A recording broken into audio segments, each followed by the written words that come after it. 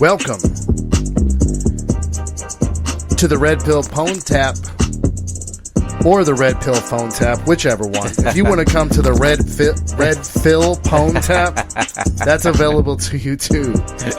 No, seriously, guys, welcome to the Red Pill Phone Tap, episode number 26. We have got a very special show for you tonight. Episode 26 just happens to fall on the day that the Me Too movement ended. Wow. We've got a lot to talk to you about that tonight. The Me Too movement ended today. Wesley. When it collapsed on itself. We can't wait to break this down for you. Impossible. The Me Too movement ended? Yes. Wow. That's big. It like any house of cards, it's always destined to collapse on itself. And today it ended. That's not all we have for you tonight. We're also going to talk about artificial confidence. Artificial confidence is specifically a title a great friend of the show contributed to us. And then if you tune in for the last and final segment, we are going to specifically talk about why we use the word bitch on this program. We have a lot of people that ask us about it. We have a lot of people that ask us like, wow, you just say the word bitch. No problem. How could you? I wish I could talk about this right now. Yeah, I know. Yeah, it's like we got to hold back. There's so much to say already because we get so much. There's like an uneven amount of questions about all the good content that we put out versus, man, y'all just say bitch, no problem. Y'all are just. I'm already writing notes for it. There's just a lot of that. They're like, man, y'all motherfuckers say bitch. Like, y'all motherfuckers say bitch like people say when they're talking like, well, we say bitch because, and then he's like, y'all just say bitch, no problem. And we're going to get into that if you hang around for the third segment. We'd like to thank you for tuning in to the live stream. If you're here, if you'd like to tune into the live stream when we do the show live, just go to Facebook, look up Red Pill Phone Tap, ask to join the group. Thank you for tuning in to the live stream. Oh, sorry about the technical difficulty there. Just ask to join the group, and we will probably let you in. Are we having some technical difficulties? Let us know in the live stream if you can hear us. It looks like Bruno says that we're working just fine. All right, let's jump right into it because I know our podcasters can hear us. Me Too died today. And we've been kind of hanging back on this story, haven't we, Anthony? We didn't. Yeah. Well, it was still developing. A lot of development. And it's a lot of underlying layers. And so it's hard to just talk about it without talking about it constantly, right? Yes. And we've held back, and I'm glad we did, to set this up for you. And Anthony, please jump in here anytime you disagree. Now, what we're about to talk about is political, okay? Don't be afraid. If you're Republican, you're welcome to this podcast. If you're a Democrat, you're welcome to this podcast. If you are Green Party or Libertarian, you're welcome to this podcast. We are just going to report some factual events that have happened, and then we're going to bring it around full circle to how women in the political field are acting. Okay, so don't be afraid. Don't be afraid that you got to sit here and pounce on me because you love Trump a lot, or pounce on me because you love Joe Biden, he's your favorite, or I love Bernie Sanders, fuck you, Wesley and Anthony. No. Don't worry, guys. We're not going to make you take a side politically. Trust us. We're going somewhere with this. So let's just jump right into this, okay? I don't like talking politics anyway. We hate talking politics because it always enacts like this nerve that people have. They get so mad, they get so angry. But what we're going to talk about is not going to be opinions. We're going to talk about some facts that happened, and then we're going to talk about how women are acting, okay? And I want to point out, now, Anthony, can we preface this by what you said earlier this week on the phone? Mm-hmm. You said Patrice O'Neal, when he talks about women are never righteous. Women are never righteous when it comes to principles, right? Well, when women do things, it's never in a righteous setting or mindset. It is always for the benefit of themselves in the moment, and not overall. Like it's not something that they're gonna live by for the rest of their life. It's just what benefits me right now in the moment. This is what I stand by. And they can completely let what they just said they stand by completely go if it doesn't benefit them in the next 5 minutes. Now, we have quoted Crystal Ball from a show that you and I like, The Hill. Anthony and I, just because we're not trying to be political on this show doesn't mean we don't follow what's going on in the world. We love The Hill because they have one Republican person, they have one Democratic person, and the person that leans left on that show is Crystal Ball. And we have the reason I'm bringing this up, because I don't want you to think that Anthony and I came up with this phrase on our own. When someone has a good idea on this show, we like to give them credit. And Crystal Ball says, hey, if you only have principles when it's easy and you don't have principles when it's hard, you never had principles. You never had principles. And that's what we're going to preface this story with. So we're going to backtrack here. And although the events we're going to talk about are political, don't get too in your feelings yet. Let us get this out. So this happened 6 weeks ago. There was this young lady named Tara Reid who reported, who's been trying to get this story out for a year now, that presidential hopeful Joe Biden, who is the Democratic default candidate for president of the United States here in 2020, and she's been trying to say for a year that he sexually assaulted her. Now, let's be specific on what she says. This is a legend. I'm sorry, not a legend. It's alleged. Allegedly, she was bringing him a duffel bag, pinned her against the wall, put his knee between her legs to spread her legs, then reached down her skirt and then up into her vagina with his fingers. This is what he's accused of. Now, the New York Times sat on this story for 19 days. The reason that I know that they sat on the story for 19 days is because they later did a story, and guys, this is all very Googleable. There's nothing conspiracy theory here whatsoever. The New York Times reported, this is why we sat on the story for 19 days. Now, people that were looking at the Democratic primary, which has been... I was just about to say, guess what was going on at that time? which was a real... If we're being objective, it's a real mess because of this coronavirus stuff. I mean, it just is. People being able to go out and vote.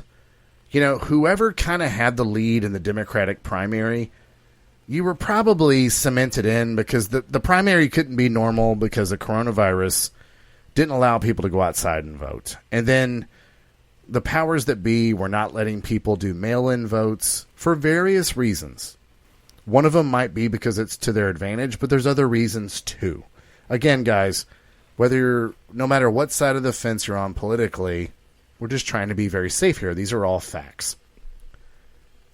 Many people criticize the New York Times because they sat on this story for 19 days and did not report this story about Joe Biden allegedly sexually assaulting a woman until Bernie Sanders dropped out of the race. Bernie Sanders has, and again, as we stick with facts, Bernie Sanders has a large movement behind him, whether you agree with it or not. Okay? So the New York Times waits until Bernie Sanders drops out of this race, and then, arguably, some people are saying, let me not say some people say, because that's bad reporting on our part, right? Let's just say The Hill on YouTube points out that they released the story on Easter. This is a fact. They released the story on Easter that Joe Biden sexually assaulted somebody. Okay? Was it in the news or was it in a... It was online because the New York Times is a newspaper. So this is an online newspaper. You know, the New York Times, I don't think I'm being controversial when I say the New York Times is a traditionally left-leaning newspaper. Now, so that I can alleviate everybody's concerns, because I can feel the people out there. Rawr! What is Wesley doing? So that you know, so I'm not being cryptic, I typically lean left politically. However, as we sit today, I am an undecided voter. Because I know everybody wants to know, what is the motivation of the person giving this message? Guys, today as we sit, I'm an undecided voter, but most of my politics lean left. Okay? So I won't answer for Anthony. If you want to jump in, you can. But they controversially released this story about Joe Biden sexually assaulting a woman on Easter. On a really, really slow media day. A slow media day is typically Sunday. A really slow media day is Easter Sunday. Okay? I know, guys, before you get all mad and get your political hat on, just everybody calm down. We're going somewhere with this. They sat on the story for so long, and they were accused of affecting the Democratic primary, that they had to do a story on themselves. And you guys can Google this, why they sat on the story for 19 days. Then, more people came forward. What was their excuse? Like, their excuse was they didn't have enough information yet. They weren't ready to roll with it. And one of the things that they said was it wasn't a hot story. That was one of the things they said. Sounds suspicious. Yeah. It wasn't. And if they're a left-leaning newspaper, no matter if you're on the left or the right, politically, if they're a left-leaning newspaper, it kind of sounds like they were protecting their guy that they wanted to win. However, that's not the facts. Believe whatever you want to believe. Then, after that, and by the way, when you read that story, there's also some things in there where they start to deflect a little bit, and they start to point out some things that have nothing to do with the story, so that you don't feel as bad about the person that they're talking about. I've read this story, so I'm giving you my opinion, and you guys can get your own opinion from that. Okay? Then, this is the major thing that changed. So, Anthony, corroboration. Corroboration is a term where we try to figure out, did somebody completely misremember some shit and make some shit up, or were they disturbed at the time and talking about this shit at the time that it happened to them? Now, for instance, if somebody goes and goes on a date, right? And everything's fine, and they're in a circle of friends, and they're like, yeah, the date went kind of cool. But then 10 years later, they're coming out with this story about he raped me. It's very suspicious because that person told everybody else everything was fine. It doesn't mean rape didn't happen. It just means it's a little suspicious. So corroboration means you kind of got with some people and you talked about it at the time, right? Which is a huge difference when it comes to, especially back in 1993 when this occurred. This was before bitches were fucking fake raping on dudes. Yeah. Yeah, right? At least in the mainstream. Well, I was about to say, at least in the mainstream. Happened. It just wasn't. Yeah, there could totally be a fake accusation. By the way, we are not going to come to a conclusion at the end of this, guys. Spoiler alert. We're not going to come to a conclusion on whether or not there was a sexual assault. That's not what we're going to say here. Because no one knows except for these two people. So then she mentions that my mother called Larry King live. This is where it gets really good. She says, my mother called Larry King live. By the way, she is since deceased. She says, my mother called Larry King live because she was so concerned about me. And she asked Larry King live about what you should do if you report sexual harassment and no one does anything. Because she reported sexual harassment, allegedly, and was demoted because she reported the sexual harassment, allegedly. Right? Well, then they find the fucking Larry King tapes. Well, it wasn't harassment when you fingers deep. Well, here's where we can have a little sidebar real quick, Anthony. Like harassment versus little sidebar. Her sexual harassment back in 1993, because I was alive back then. That would mean someone pinned you against the wall and put their fingers in you. Okay. You see what I'm saying? I'm just saying, I was alive back then. Some people were not. Wesley's like, and back in the day, you used to just rape a bitch, and that was cool. Like, you could just, long as you took her home. You could rape a bitch back in 93, and they'd be like, well, hold on, but did you get a raise? All right, that's not rape if you got a raise. That's not rape. I'm just saying, back in 93, sexual harassment was a very broad term. Here's it could mean, payment, bitch. Man, my boss, believe it or not, pinned me against the wall and started fingering my ass. That was so cray-cray. Yeah, and then the HR person back then would be like, did you enjoy it, though? Oh, my God. I mean, if you knew that he was going to finger you anyway. Wait, did you let Didn't him you finish? just want to sit back and enjoy it a little bit? Right. Wait, did you? That's what things were like back in 93, okay? By the way, someone's going to isolate me saying that. Oh, yeah. Yeah, someone's going to isolate me saying that and completely misconstrue what I'm trying to say here. So, anyways, so the mom calls into Larry King live and says, what the hell, man? My daughter is working with a well-known senator and she was sexually harassed and then demoted. What should she do? And Larry King's like sitting there, and I don't see Larry King's response. Bottom line is, guys, they found the Larry King live tape. So this isn't something she made up because Joe Biden's running for president. Okay? And that's where our political side of things ends. Okay? During the debates with Bernie Sanders, Joe Biden promised that he was going to, and I'm sorry, let me finish with the corroboration part. She mentioned 5 people she talked about with this in 1993. 5 people confirmed it, that she did talk about it.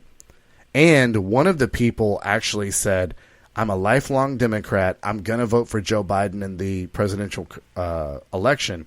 I just didn't like the way the press was treating Tara Reid. So I wanted to come forward and say, yeah, she told me about that. Okay? The whole while that this is going down, the Joe Biden campaign is like, that shit didn't happen. Well, the campaign comes out and says, didn't happen. And Joe Biden, nobody's benefited more from coronavirus than this guy because, guys, and I'm not trying to pick a side here, But when Joe Biden speaks publicly, it usually doesn't go well. It looks like some cognitive dissidence, cognitive dissonance. Okay. Dissonance. Dissonance.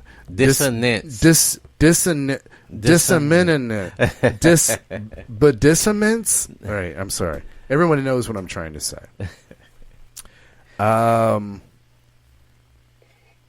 So it's not going well, and this dude's been like hiding under a rock since this has come out 6 weeks ago. Is that correct? I believe 6 weeks ago. That's what you said, yeah.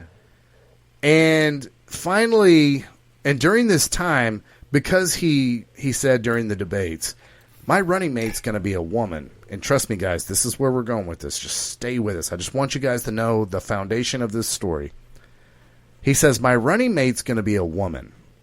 So all the possible running mates are getting asked questions about this because Joe Biden can't be found. He's like, coronavirus, new phone, who dis? Like, he is, even though he's done 18 interviews in the last 6 weeks, no one's allowed, I mean, let's just fucking be honest, bro. No one's allowed to ask him these questions. I mean, a lot of people are very naive about this. When politicians go on a program, they're given a list of questions that they're allowed to ask. Mm-hmm. Otherwise, you don't get to talk to this politician anymore, and God forbid this guy get elected president, then you're really screwed if you didn't play ball, right? Now you fake news. Now, yeah. So he does 18 interviews. They ask him nothing about this.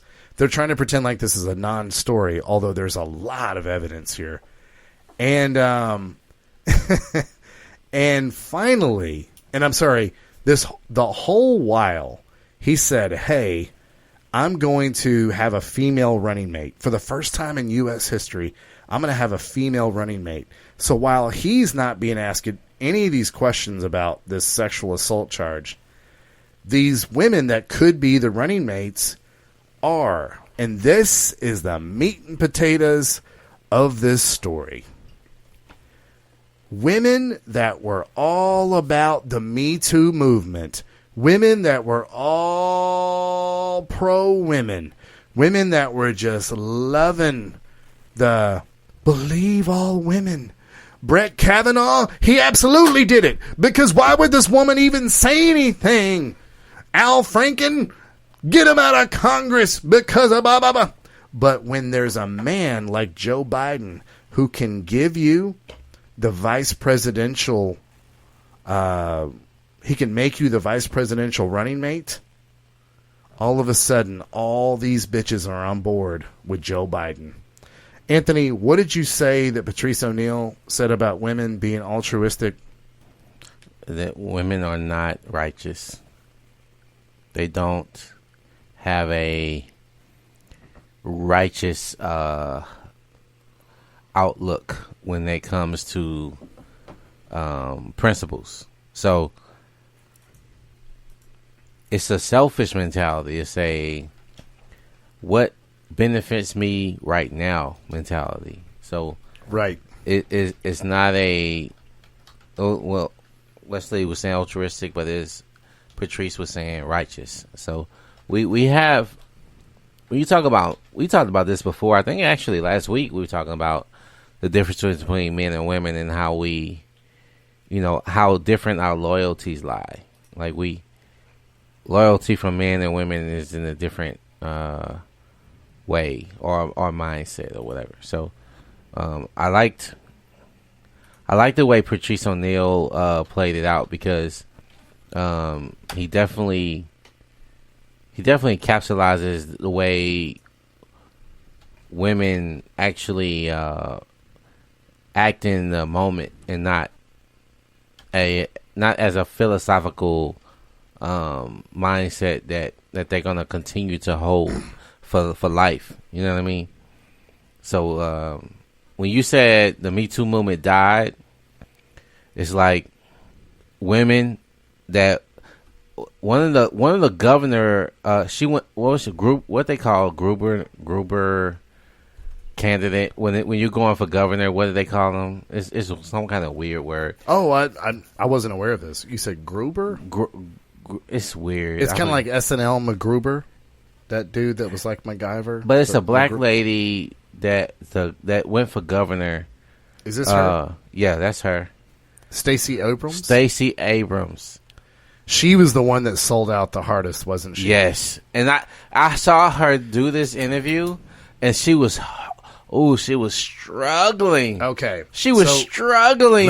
Let me explain what happened to Stacey Abrams. Okay. So it was leaked yesterday on a website called BuzzFeed. Now, I want to, before you think that this is fringe reporting, this gentleman who runs the website, BuzzFeed, also reports for the New York Times. Okay? This is not some sort of like Drudge Report, whatever. I want to make sure that that's the correct. I want to make sure that's the correct website. I'm looking it up now so I don't give you guys a fringe website to go to. But she struggled on this show. We try to be specific, don't we, Anthony? She struggled through an interview. I saw her trying to defend Joe Biden. She just said, "I believe Joe Biden." She said the New York Times discredited it, but it was that was not true. This is what I'm getting at. So BuzzFeed got a leak, and this is BUZZ feed FEED.com. This gentleman also reports for the New York Times. This is not a fringe website, guys. I promise. I've looked into it.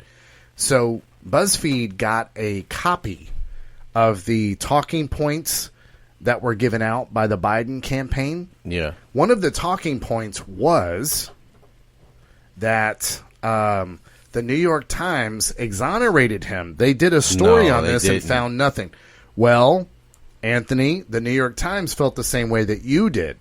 That's why this morning they released an article in which they corrected these talking points. And the gentleman on BuzzFeed, I'm sorry, guys, I can't remember the reporter's name. If we come across it while we're talking about this, we'll talk more about it, and we'll give him credit.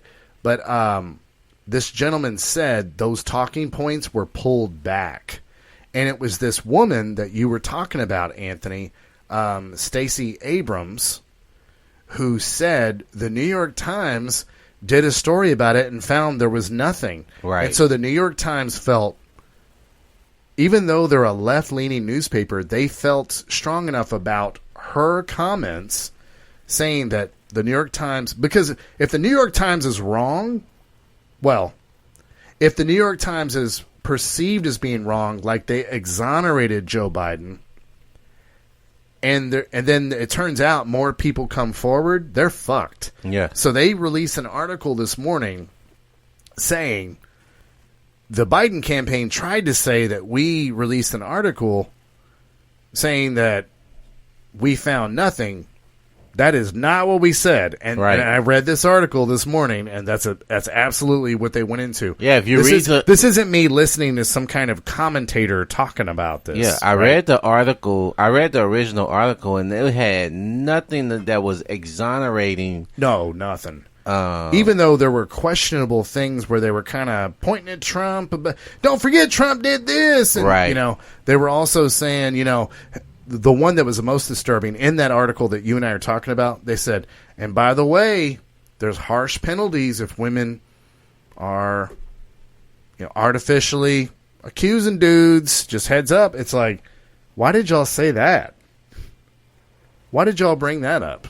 Well, it seemed very one-sided to Joe Biden, where it seems like the Joe Biden campaign got cocky enough to say, hey, here's one of your talking points. Here's one of your talking points. You can just say the New York Times cleared us. Mm-hmm. And the New York Times was like, new phone, who dis? Sorry, dog. You're not going to put us. You're not going to put us on record as saying this chick didn't get sexually assaulted, because that's serious business. Because who knows what other information can come out. Like, this could be on camera, or it could be on camera as nothing happened too. No one here on the Red Pill Phone Tap is saying we know what happened or we even care what happened. That's not even the point we're getting at here. The point we're getting at here is Stacey Abrams though all these women, Stacey Abrams was such a feminist before, but all of a sudden she's like, I could be the vice presidential candidate. Right. I ain't trying to talk shit about Joe.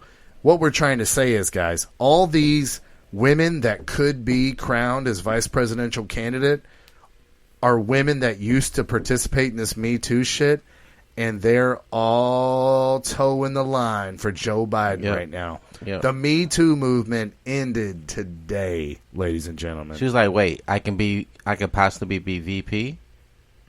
Okay, so look, I know Joe. I think this bitch is a lie. I know Joe. And I don't think Joe would do anything like that. Murder?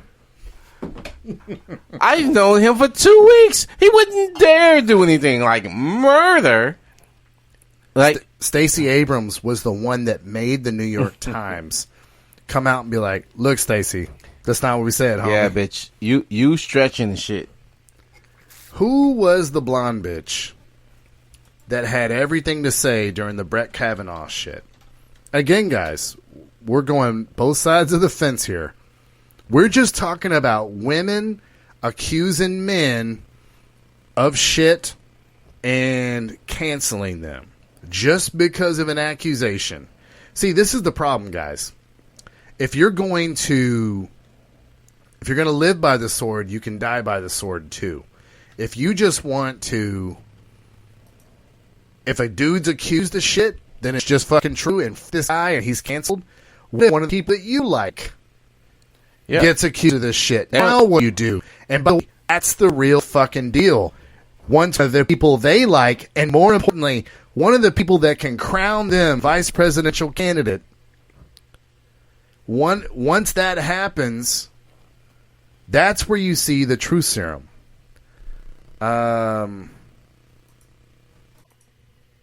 So, Anthony, what I want to point out is that all these bitches that are standing in line trying to get the running mate position, the VP position, all these bitches that used to be all about Me Too, women's rights, all this shit, they are being illuminated as they didn't believe about any of this shit ever. They were just doing a power grab when this fucking view was popular.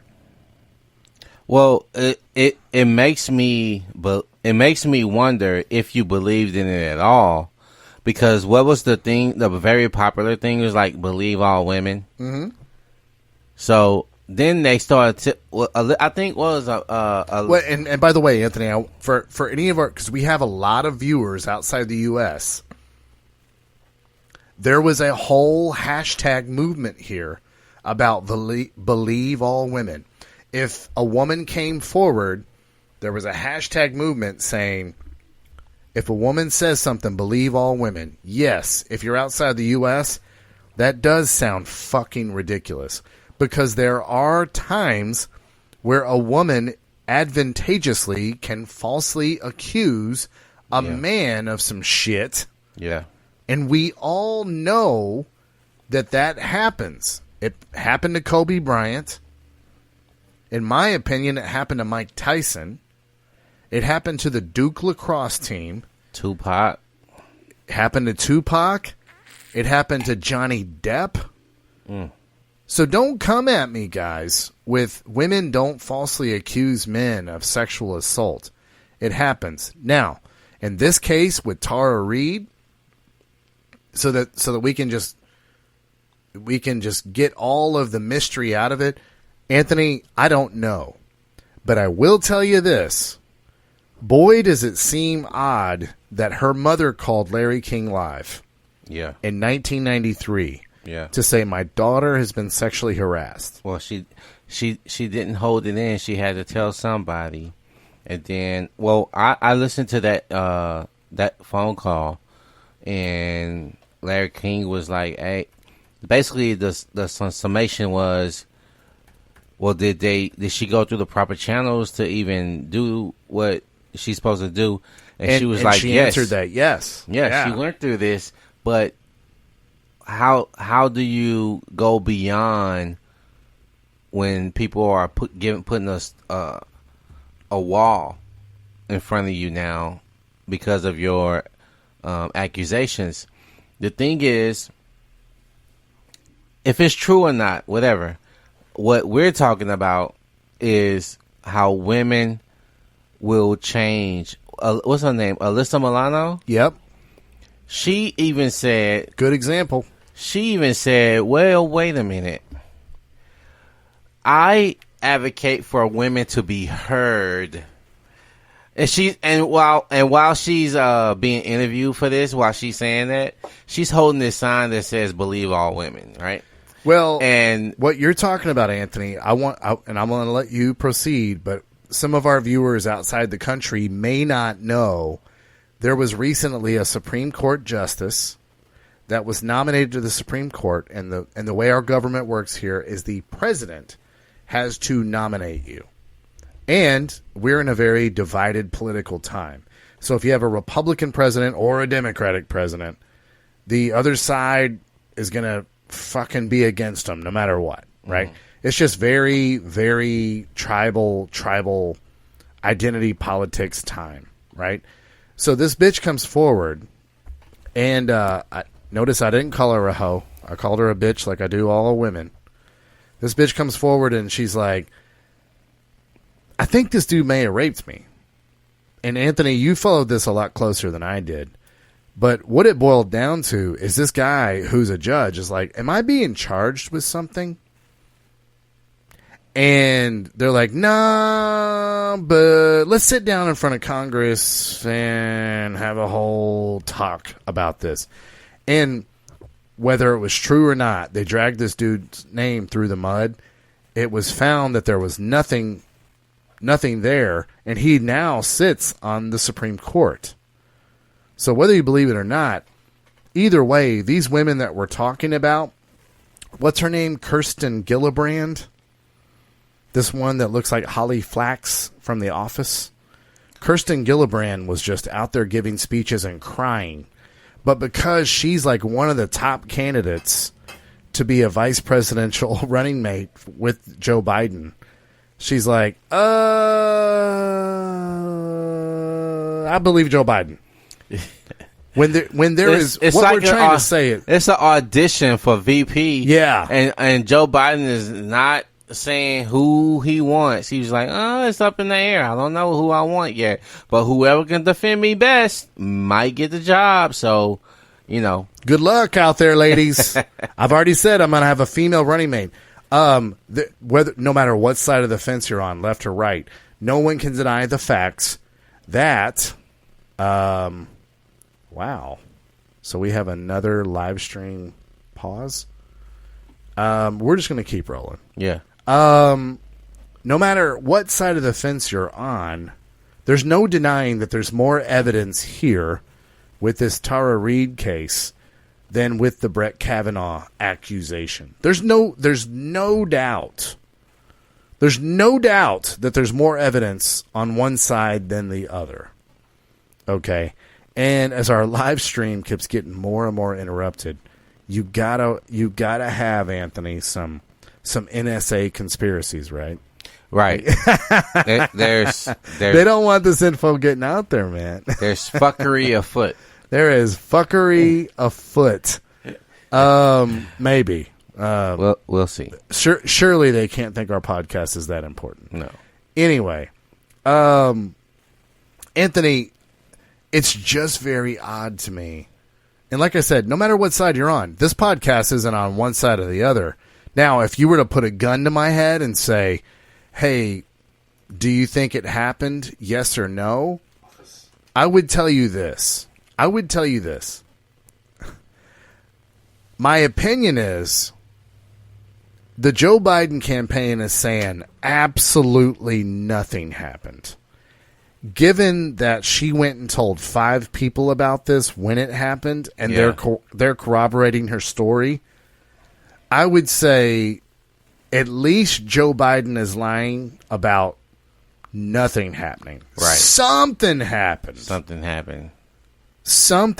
Even if this chick Tara Reid like backed him up in the hall and said, you know what I'm about to do? I'm about to falsely accuse you of sexual harassment if you don't give me $100,000 right now. You know what I mean? Yeah. Something fucking happened. Something happened. Well, they're saying nothing happened, and there's no way that's true, brother. There's no way. And this is the guy. This is from two guys that refer to women as bitches. Look whose side we're on. Look at this shit. Right? Yeah. Look at this shit. Wow. The thing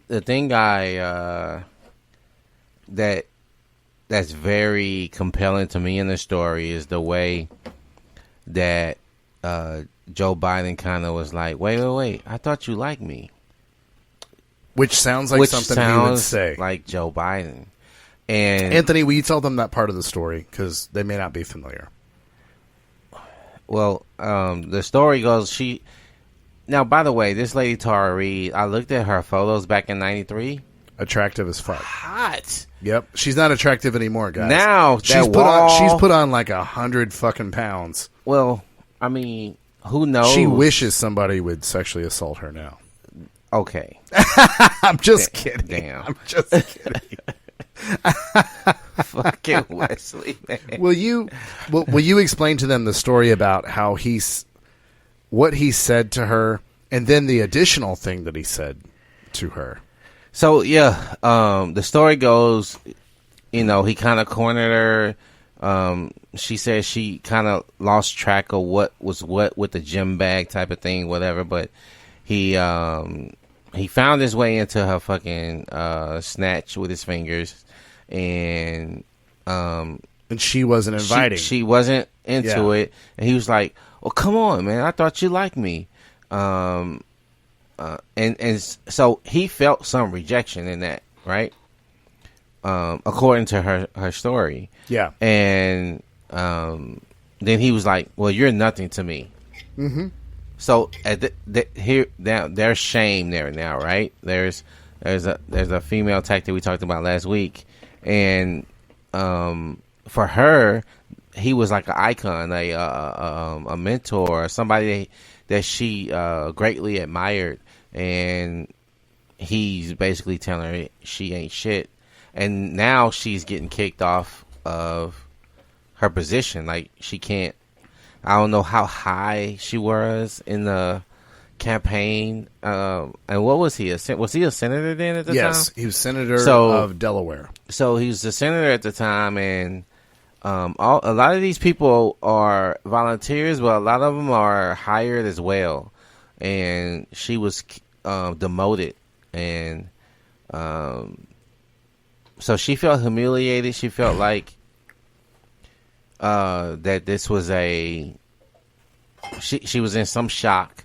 Like, if her story is online. I think she did an interview on YouTube. I can't remember if it was on YouTube or whatever, but she did an interview. I'm sure you can find it. Well, one place that they can find the interview for sure is if you go to YouTube and you go to The Hill. That's their YouTube channel, The Hill, and that was her second interview that she did, which was an exclusive with them at the time. And right. So if you want to hear her story, which I think it's important to hear, I believed stories. her the way her story unfolded, the way she's it wasn't dramatized. Right.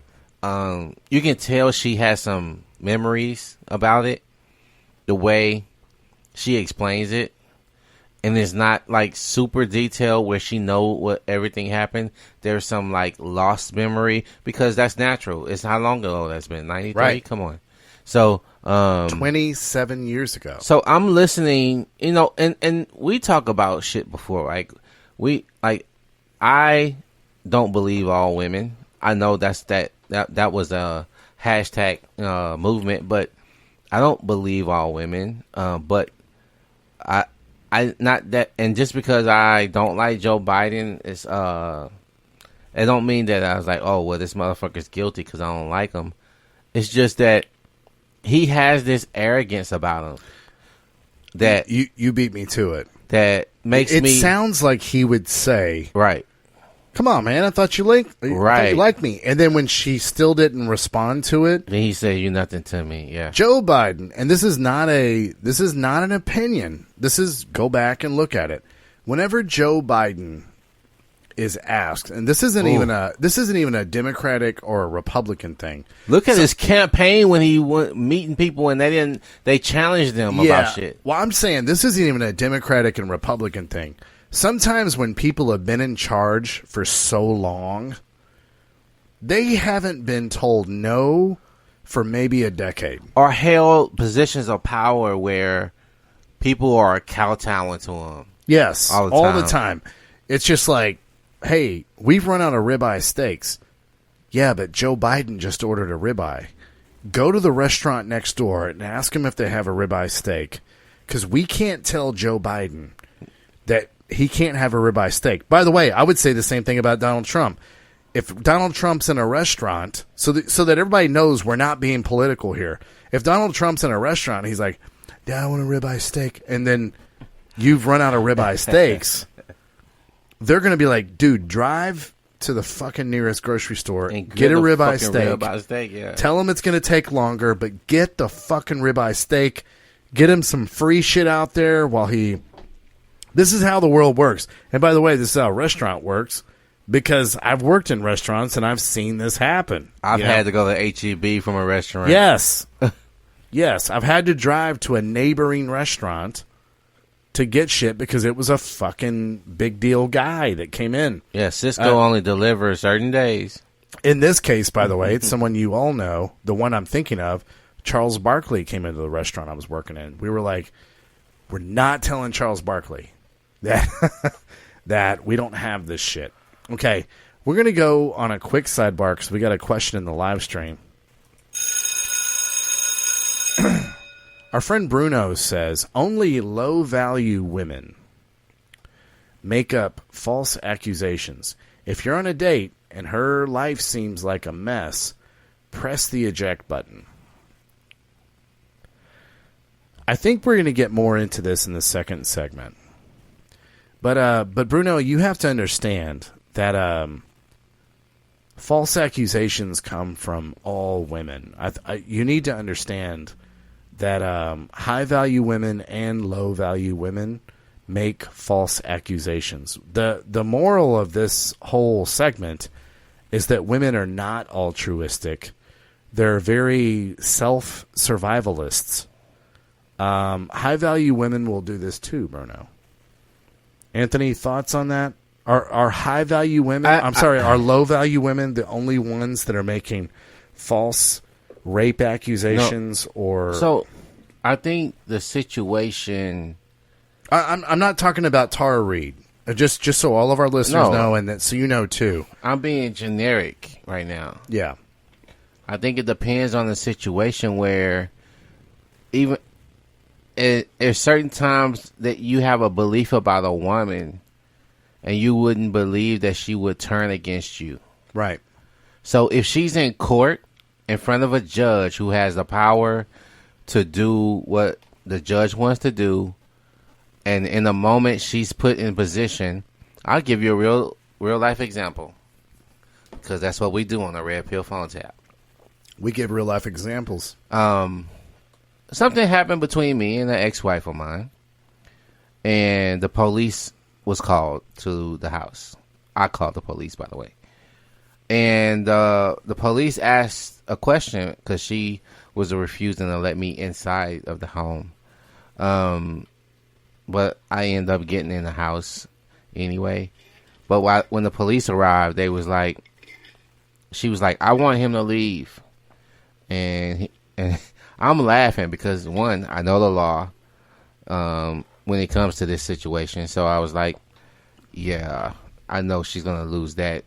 And he's like, well, I can't make him leave. Did he do anything to you physically to harm you? And she paused. Almost like the cop was coaching her there. Is that the way you felt? I felt I was being set up, but I was waiting for her response. Because I know I didn't do anything to physically harm her. But this bitch came out her mouth and said, Well, one time he told me that I don't know him because I did tell her this. Yeah. I told her, I said, listen, you think you know me. You think I won't go as far as you push me. But you don't know me. So don't push me to somewhere that you've never seen me before.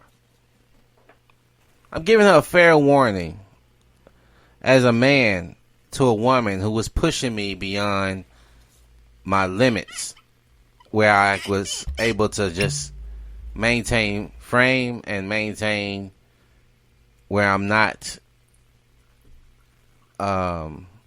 mentally going in another light. Because if I go red, if I see red, all I see is red, then I'm going to go in a different position where she's never seen me before. So I was warning her about this. Don't take me there.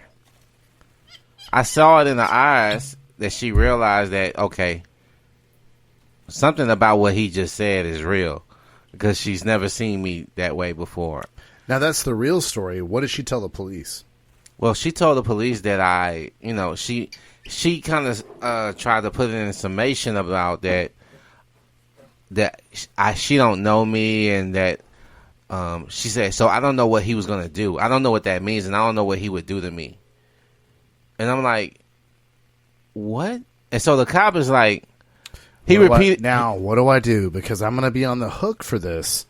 If he does do something, right, she's going to come to court later and be like, I told before him. He broke both my arms and legs, I told the police yeah, he could do something like this to me. But the cop said, hashtag believe all women. And the cop said, well, did he? So he repeated himself. He said, did he do anything physically to hurt you that makes him like a danger, right?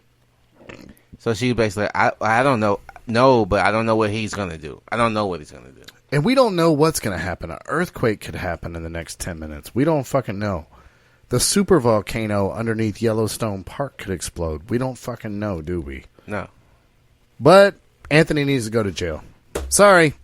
Let's this. I'm gonna tell you, man. Let's just get him to jail. I didn't. I thought I was. Men going to jail. You know how it is. I thought I was. To be honest with you, I've been followed by the police in my own neighborhood, walking my fucking dog, asking me for ID to prove that I lived in the fucking neighborhood. And I asked him, I said, officer, who walks around their own neighborhood walking their dog with their ID? My shit's at home.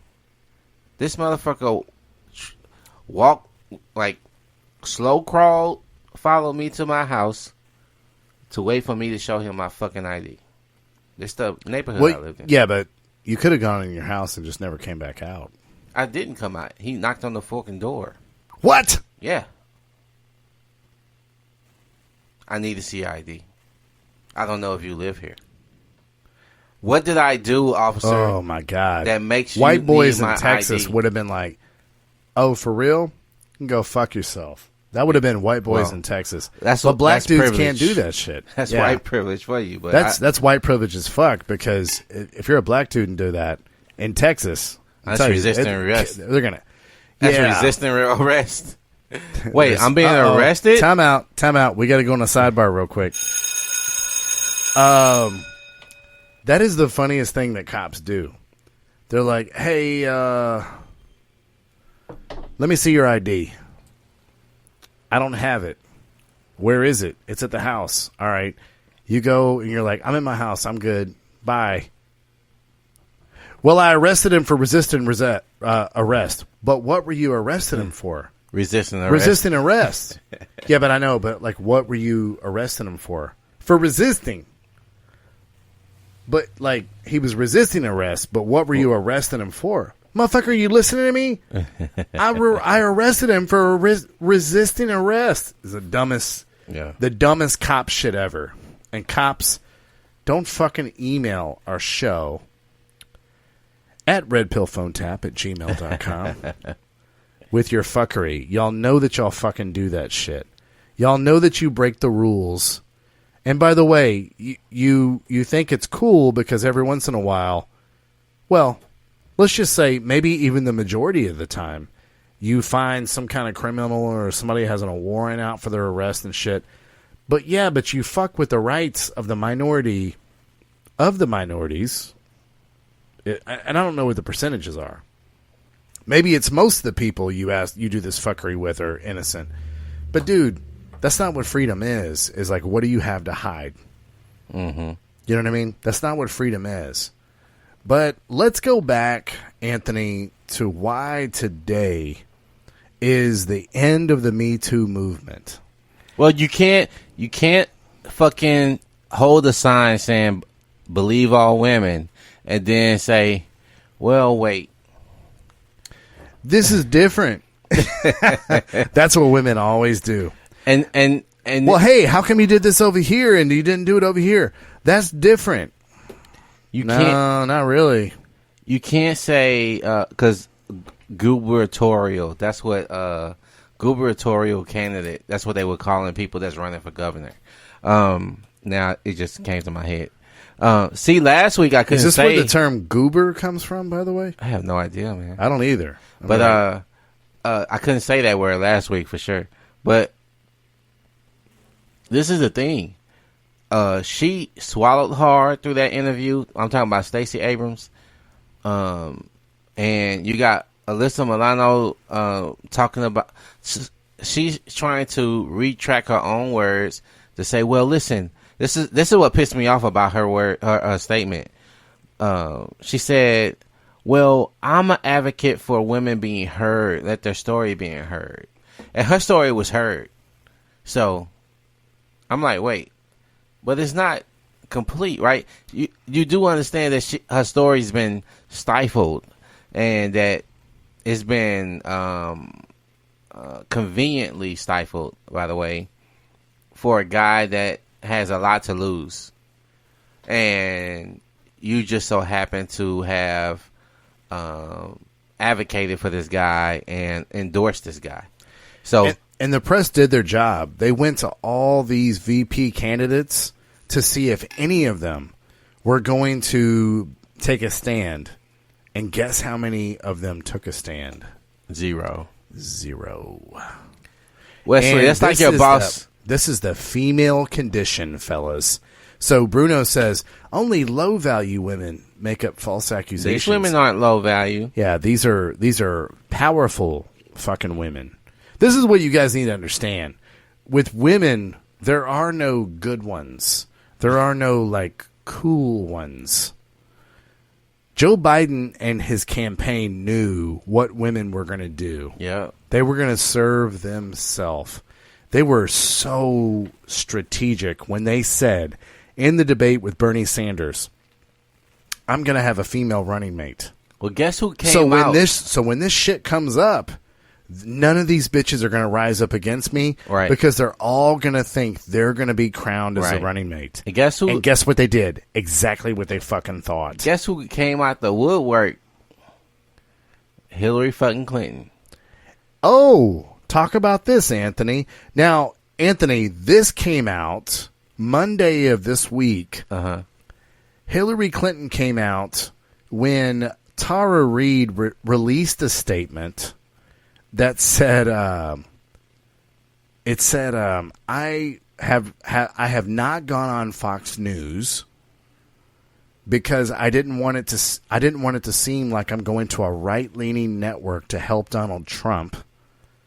So I'm going to go on Fox News in a week from now, unless MSNBC and CNN would like to interview me in the meantime. And when she released that statement, guess what happened that day? Hillary Clinton doing an interview with Joe Biden, which, do they bring this up at all? No. Nope. Hillary Clinton's like, I support Joe Biden. He's the coolest dude ever. And maybe I might be his vice presidential candidate. I mean, I wanted to be the first female president, and he's an old dude. He could die while I'm in office, or I could poison. I mean, the press could poison him. This is the funny thing. Hillary When you Clinton have the had nothing to notes, say. when you have the notes of the fucking campaign manager about talking points, you're not being what's the word? You're not stepping out on your own.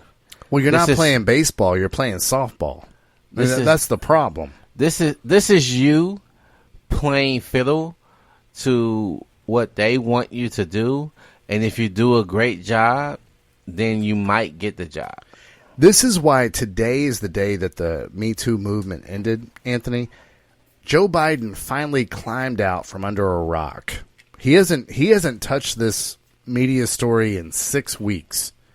He finally climbed out from under a rock and went on an American show on MSNBC this morning called Morning Joe.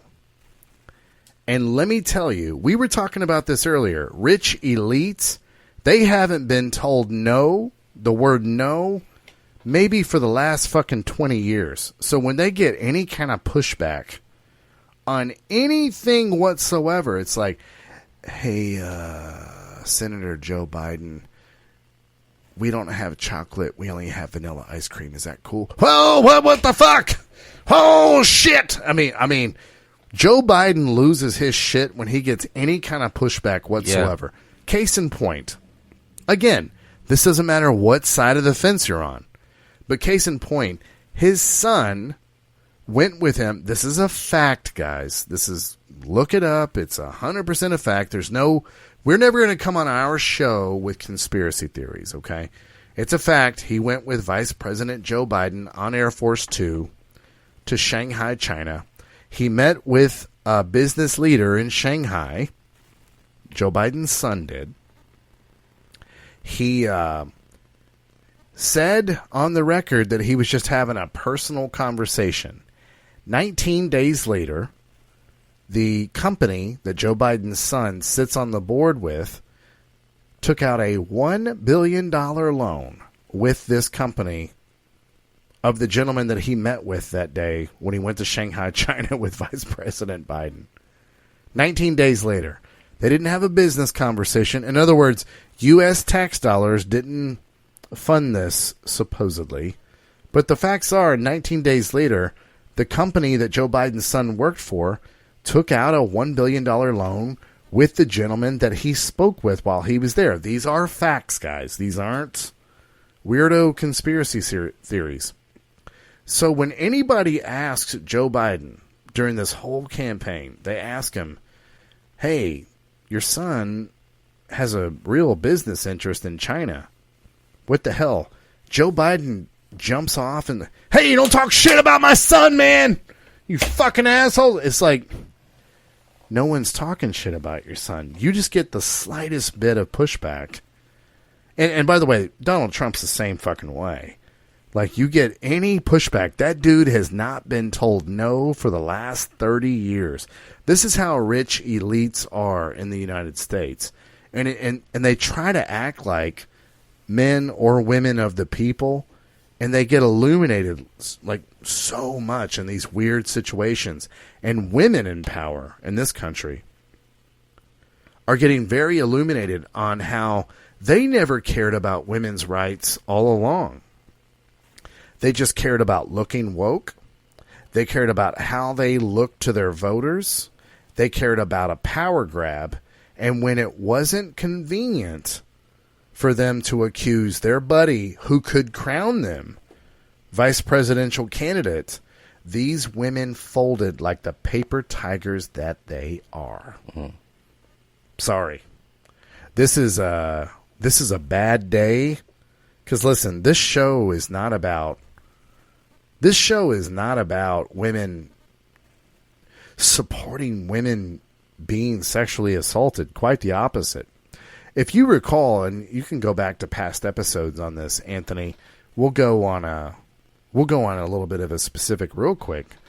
We've talked about it on this show more than once, how passionate I am about child abuse and sexual abuse in families. And do you remember why I'm so passionate about it? Because it's done in secret. Yeah. And the same thing in the workplace. When guys, especially back in 1993 in the past and shit like that, when guys would have... So you're a guy that's married to a working chick, but when she goes to work, the boss is rubbing up on her so that she can get a promotion. That's not on women, Anthony. That's on men. That's some shady fucking men shit. You know what I'm saying? Like, if you're the fucking guy that's doing that, if you're using your position at the company to push up on a fucking secretary and that bitch is married to another dude, that's some fucking shady shit you're doing to another dude, man. And there's no way around it. You know what I mean? And this used to be standard operating procedure. If the hot secretary was there, I don't give a fuck if she's married or not. The guy in power would try to push up on her, and this is what gets me upset. If you didn't play along, you didn't get as high in the company as these fucking hoes do. You know, Anthony, on this program, I do not use the word hoes a lot, do I? But these hoes... Like a below 20%. Yeah, below 20%. But these hoes that are cheating on their husbands, this is where it comes into your house, men. These hoes that are cheating on their husbands, they would get promoted and get more money for their family because they got their fucking boss's dick in their mouth. They got their boss's dick in their pussy, and they got their boss's dick in their ass. And to me, it seems like Vice President Joe Biden. Former Vice President Joe Biden, Senator Joe Biden, it seemed like he rolled up on this bitch like this wasn't anything new to him. Right. If these accusations are true. Well, boy, I bet this surprises a lot of people that thinks this program is sexist. Right, Anthony? That thinks this program hates women. I bet this surprises a lot of people, our take on this, doesn't it? I don't care. But I don't care. It's our thoughts, right? Yeah. Fuck but I really think that the hashtag Me Too movement is a farce. It's fake. Because all of your leaders of the Me Too movement, they are backing this guy who has got a lot of evidence against him of sexually assaulting a woman. And let me tell you, Me Too people, let me tell you who you can come to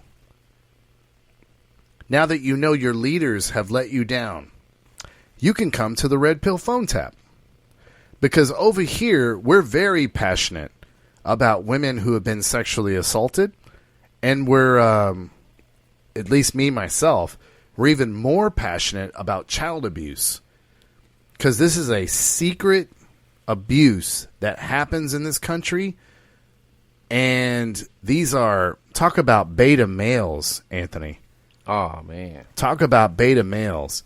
Just fucking with chicks in secret. It's one of the things for me, man, that I've never been able to understand. How these men get hard. Right. I mean, that's what I would like to say on this program. How do these men get physically erect taking women that don't want them or taking children that do not want them? That takes a very sick individual. Yeah. It really does. I'm very passionate about it. The reason I'm so passionate about we're always advocating about escalation, right? We've talked about this in dating. Hey, escalate, physical touch. But this is something that you're doing righteously. This is not something you're doing no matter what she thinks or feels. Right. This isn't just about you. This is cues. We're talking about physical cues you get. You're talking about chemistry. We're talking about a lot of underlying things. For you to just... I've never put my hand in a bitch pussy that didn't want it. You know what I'm saying? Like, yeah. But that's the reward of like all of this fucking seduction that happens, right? Right. You don't just like, hey, I could give you a Was promotion. there any I could seduction? give you a promotion, bitch. I could give you a promotion. Hey, bitch, I thought you liked me. Here go my fingers in your vagina. Right. Again, allegedly, guys. We're not saying any. Right. We don't know what shit. happened. We're not We saying wasn't that. there. We don't know shit. But what we like to observe, guys, is some of you guys think that some of these women are good ones and bad ones. Let me tell you, women's natural fucking inclination is to always preserve themselves. All these women that were Me Too before, they're backing this presidential candidate because they want to be the running mate for themselves. This Me Too movement was fake. And unfortunately, all these women that were sexually assaulted, that did have real passion and emotion in this, they have been left behind. Because this morning, Joe Biden went on a very left-wing biased network, MSNBC. We're not going to be cryptic about this. And he was asked questions about this. To MSNBC's credit, holy shit, even though they were handed a list of what they could and could not ask, they kind of formulated these questions, Anthony. I know you haven't seen it, but Mika from Morning Joe, she kind of went hard in the paint, man. She was asking him, like, hey, why did you have these documents about whether or not she filed a sexual harassment suit? Why did you have them sealed at University of Delaware? He's like, well, there's a lot of things up there. There's like a lot of conversations I had with Putin and shit like that. By the way, good point. Good point. I'm not saying they're not good points. Vice President Joe Biden was saying all of his documents were sealed because he's had a lot of conversation with world leaders that they want to keep confidential until he's out of the public eye. And then she said, hey, what if we just did a search for Tara Reid? And he's like, well, that's never been done, so I don't think you should have to do that. Here's the thing, guys. This is why today is why the Me Too movement ended. This gentleman will never be asked about any of this ever again. After today. Guarantee you. This is going to be Donald Trump. We should grab him in the pussy. I was about to say. So he left that interview unscathed. Yep. And so I shouldn't have to do a repeat on this. Well, but the problem is all the people that have backed him can no longer ever do this Me Too shit ever again. Nope. It's over. Yeah. Alyssa Milano. I'm sorry, what was the governor? Stacey Abrams. Kirsten Gillibrand. Amy Klobuchar. She was running for it. Yep. Kamala Harris. Yep. Y'all, sorry. STFU. What sucks is there's women that were behind this movement that really did get molested, touched, sexually harassed in the workplace, and these people never cared about you. These women, I'm talking about, no. These women never cared about you, ladies. That's why we always say, ladies, we are the real feminists. Anthony and Wesley are telling you the truth about the real fucking world, similar to telling men the truth about the real world. Nobody else wants to tell you this shit. Ladies, unfortunately, the Me Too movement, dead. It's dead today. None of your leaders are ever going to ever be accusing anybody else and it hold any weight whatsoever. Because how can you trust anyone that plays both sides of the field? Never. It's done. Believe All Women died today. Mark it down. May 1st, 2020. Me Too died today. May 1st, 2020. What's their other hashtag? Their other hashtag where they just eliminate the due process of law. What's their fuckery? I don't know, man. Yeah. Unfortunately, I'm done this is what I'm getting at, Anthony. Unfortunately, some women have been molested, sexually harassed, or sexually assaulted. But I'll tell you what, sexual harassment in the workplace is something I'm very passionate about, and I'll never not be passionate about it, because these are fucking beta fat fucks in positions of powers in companies that are fucking guys with your wives and girlfriends in the workplace. And if your wives and girlfriends don't fucking spread their legs or open their mouths to their fucking cocks, guess what? Your girl doesn't get promoted, and there's another girl that's going to do it, that's going to bring more family into their household, because those wives are hoes.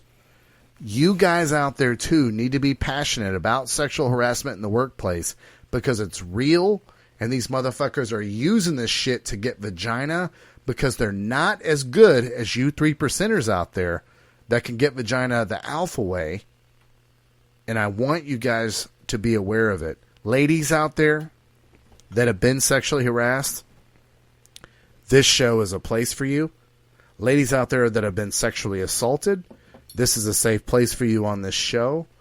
And it's unfortunate today that the Me Too movement died, even though it was hijacked by a bunch of dumb fucking politicians.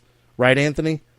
It was hijacked by a bunch of dumb politicians that were self-fucking serving for their own fucking votes and for their own fucking power. Congressman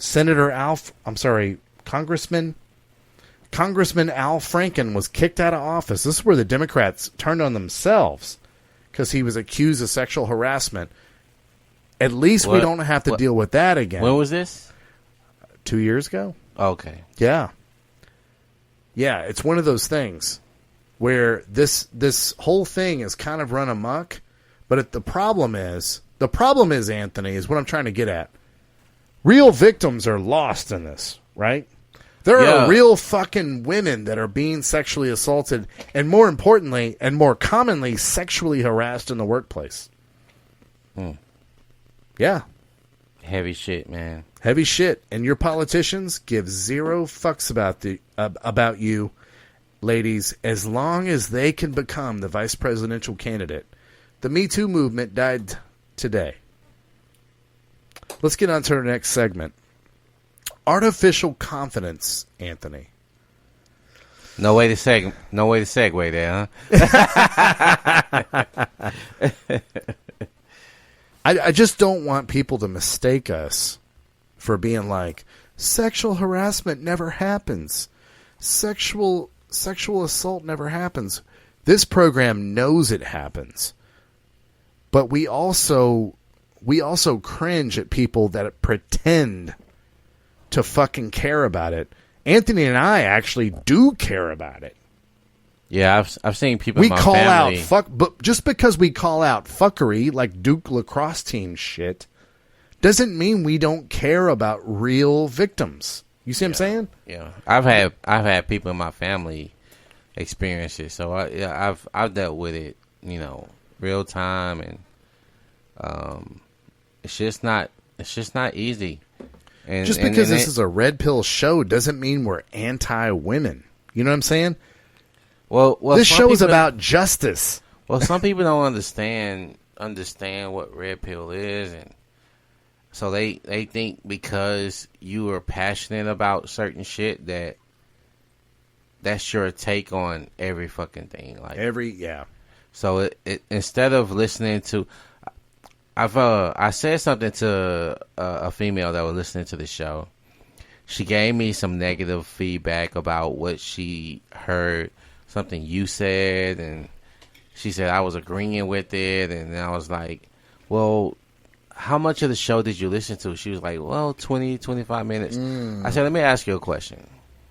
Have you ever watched a movie that was a 2.5 hour movie, and you just stopped watching it 25, 30 minutes in, and then you was like, well, I understand how that movie could have ended. I don't know. I get the gist of what that movie was about. And then you was like, well, you didn't watch the whole movie, so how can you know what was said or done throughout the movie I was like, it's the same way with the podcast. You can't listen to 20 minutes of the podcast, get offended, and then we're like, those guys hate women, and then not listen to the entire podcast. That's on you, So don't come to me with half-assery talking about that you understand what the podcast is about, and you didn't even fucking listen to the entire podcast. That's laziness to me. That's what gets me about women that think that I hate women.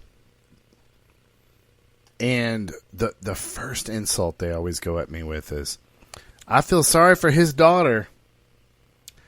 Yeah. If I hated women, I would have just thrown my baby off a cliff once it was born. This is trash. Why we what unless it's got a penis, it's not worth a shit. What are you telling your wife?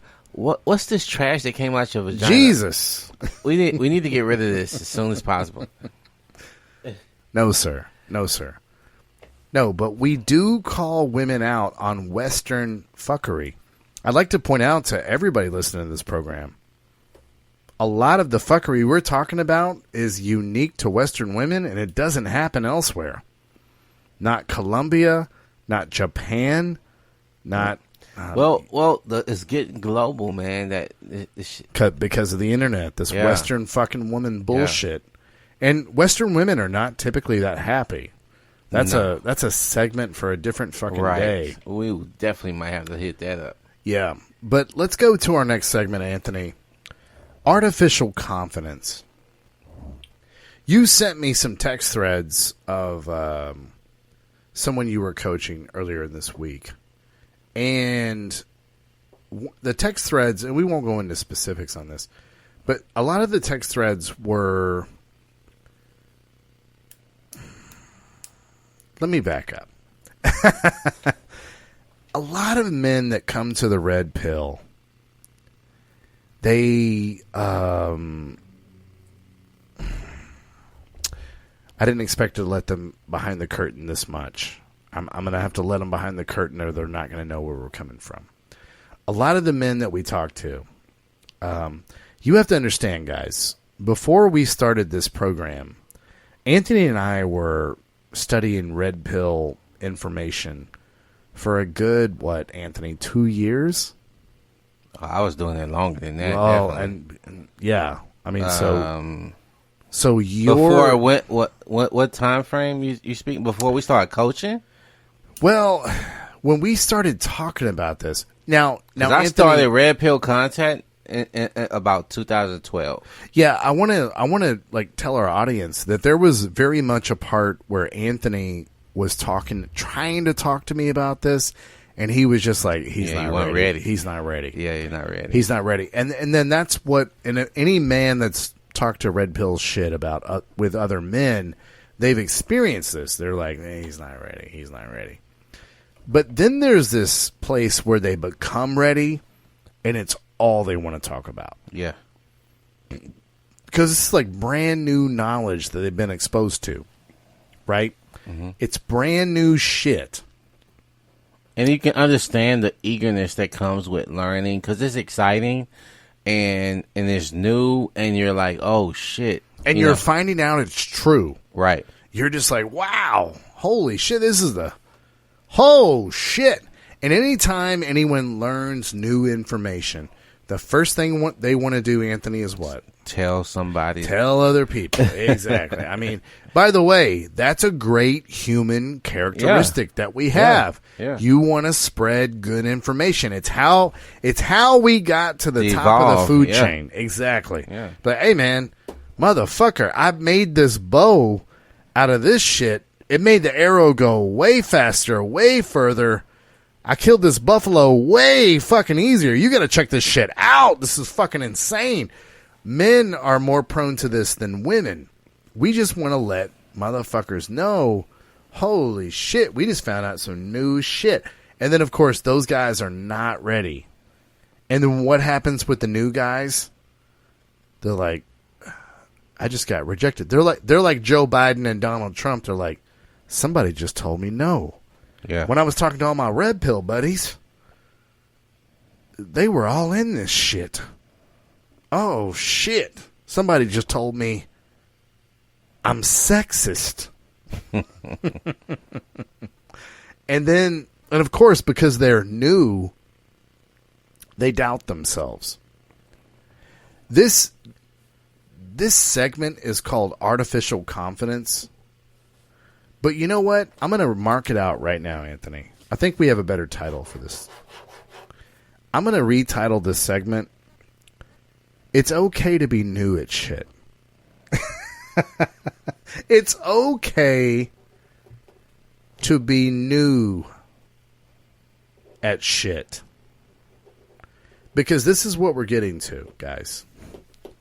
Then you guys will get in a little deeper on the red pill. And you'll become buddies on a Facebook group with someone like, I don't know, Wesley and Anthony. And you've been trucking along at the red pill for, I don't know, 4 whole months. And then you start talking to old, salty red pill dudes like Wesley and Anthony. Like, yeah, I know, like, A, B, C, D, E, F, G. Like, right?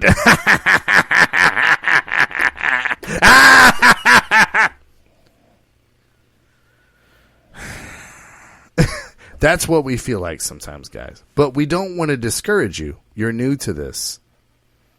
You're new to this. I was involved in a text thread this week where I saw, Anthony, you shared with me, someone asking you, man, do you ever find yourself so on your purpose that you don't mac on these girls, right? I mean, like, right? I mean, like,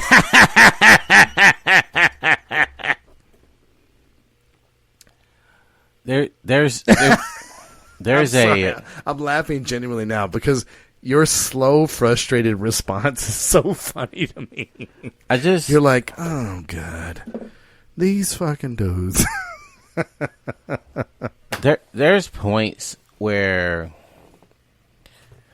I will tell Wesley, I was like, hey man, I don't think coaching is in. It's for me. You know, my patience is different. You know, because I talked to, and we had a long conversation this week actually about it. It's like, hey man, you think us being in the military had a lot to do with how tenacious we were to following guidelines to a T? Yes. Until we fucking know we understood what the fuck it was we were supposed to understand. And he was like, yeah, man, I think that actually did benefit us.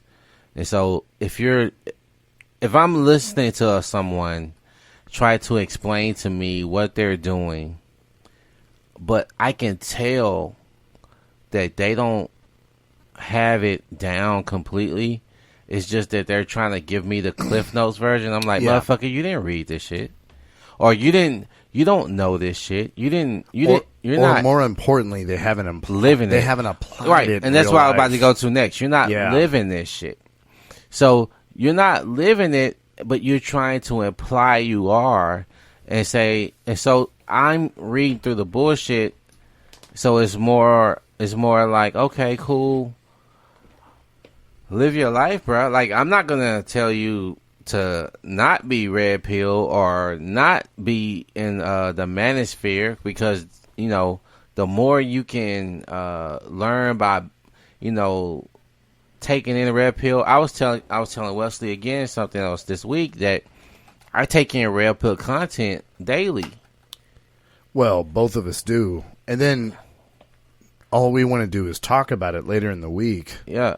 It's not something I get bored of. It's not something that's a chore to me. No. It's something that we're just this passionate about it, man. I live my life by it. Even if it's a Patrice O'Neal comedian clip, it's red pill content for me. It's something that I live my life by. I don't need to. I guess I don't have the need to go to Wesley to prove to him I'm red pill. Right.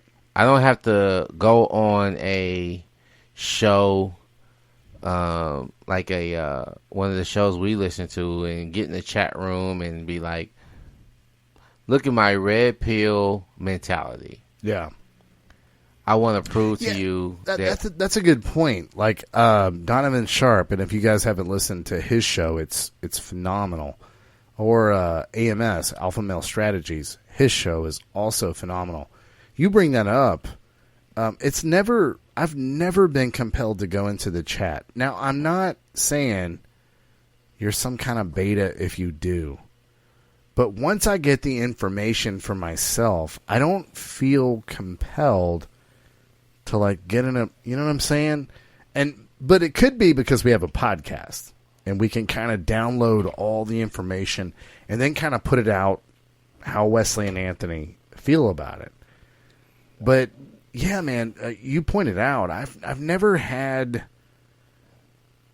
been compelled to be online and communicate a lot of red pill stuff.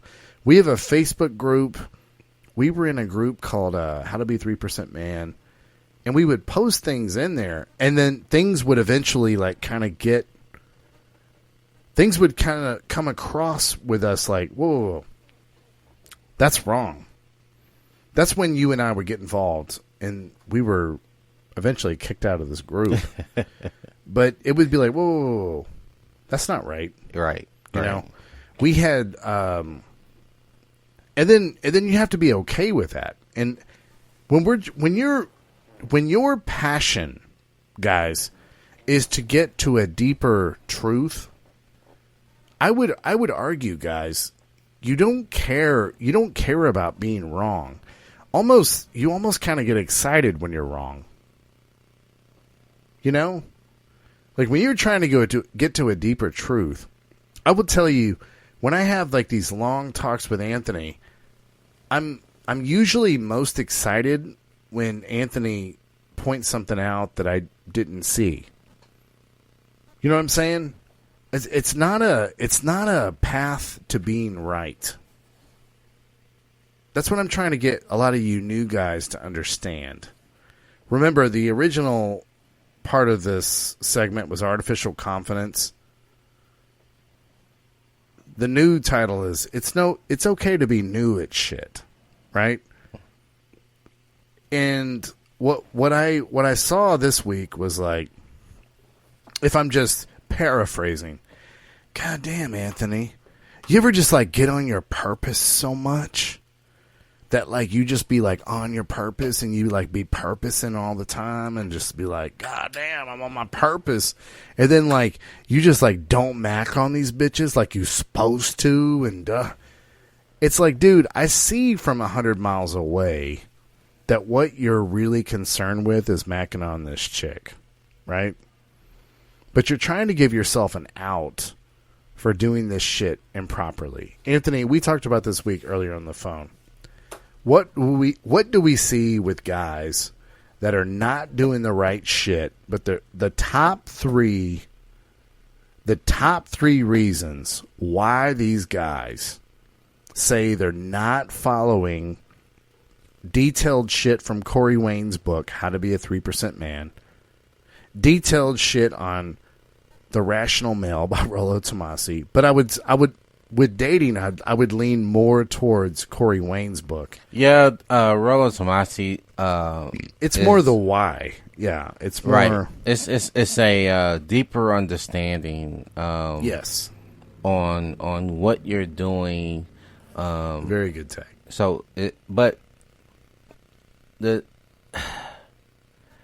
I think guys want to realize that they're doing the right thing. I think they're looking for some kind of validity from other men that they may see that have gone, I guess, that are further in their journey with red pill talk. Well, we do this as a podcast, so some of our lives are or some examples of our experiences in Red Pill we put out there. And I think some guys that haven't gotten to that point yet, like we were talking about, want to prove that hey, I'm on that same track. Yeah, hashtag same. So, but if you're haven't, and like I said before earlier, I can tell by the way you talk that you haven't arrived there yet. So it's a lot of artificial confidence. I was talking to a chef today at work, and he was telling me how, hey man, one of the things about you is that I recognize is that you when I'm talking to you about something, I know when you understand what I'm saying. But then when I know I'm going to something that you're not familiar with, I see a difference in your collection of evidence, because I can see the wheels turning a little bit more. And he said, but you ask questions, so I know you don't tell me that you don't know, but the question that you asked lets me know that you don't know exactly what I'm talking about. This sounds like a compliment to me.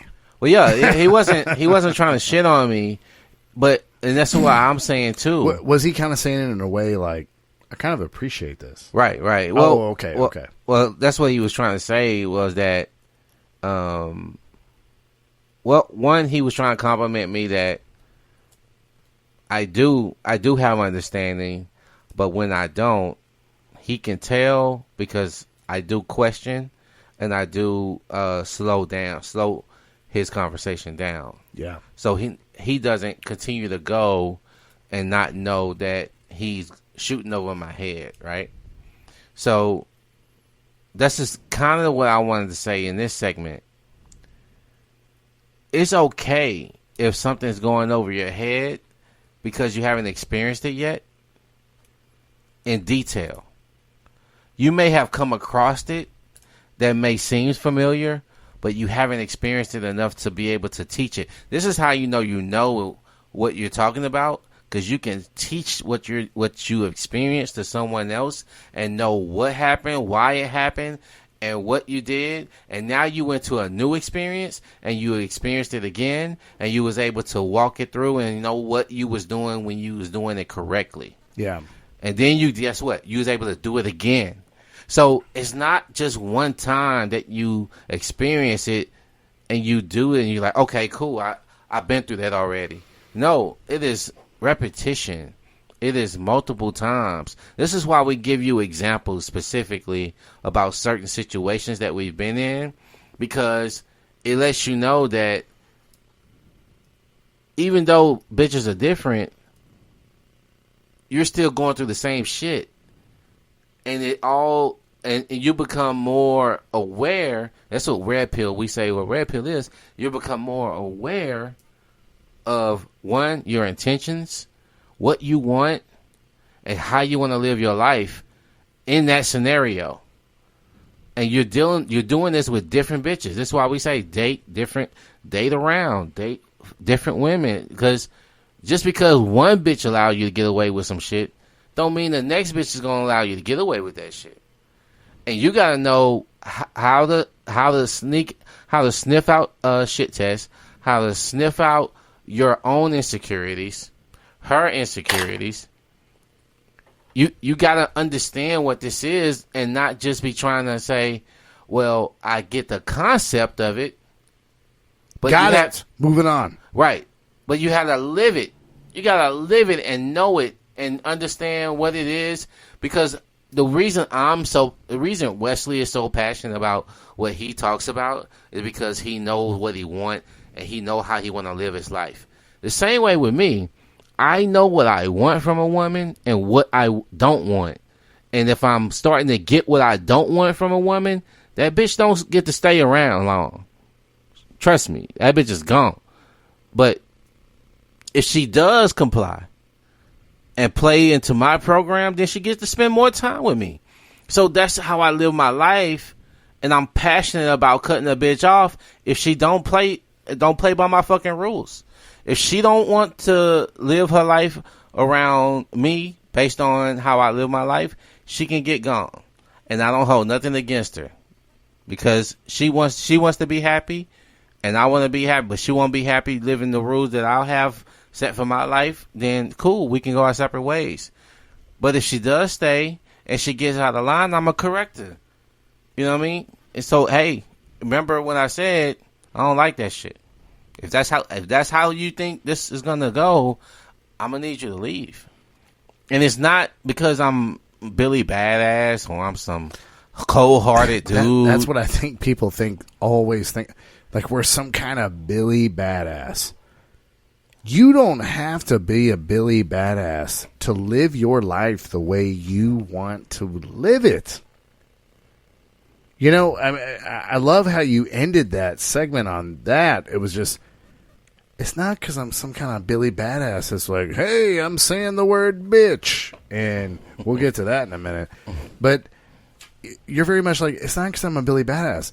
We all have the power to live our lives like we want to fucking live our lives.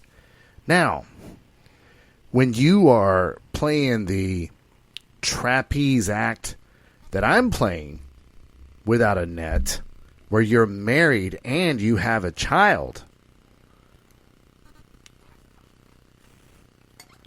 it's a lot trickier, right? You've got to really vet the woman ahead of time, right? Yep. You've got to take all these steps. You just can't fucking go, guys. Some of these guys that I coach and they just tell me they're not wearing condoms. I'm like, motherfucker, dude. So you're just like nutting all up in these bitches? Get that baby gravy, girl.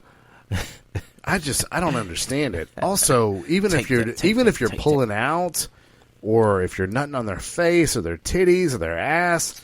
By the way, that sounds like a good Saturday night right there. I promote that. But God damn it. You gotta have a condom on. You cannot fucking play around with that shit.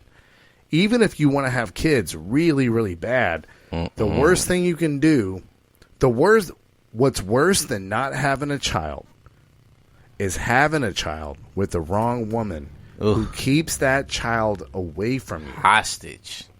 Yes. And I'll tell you. And the court system support her.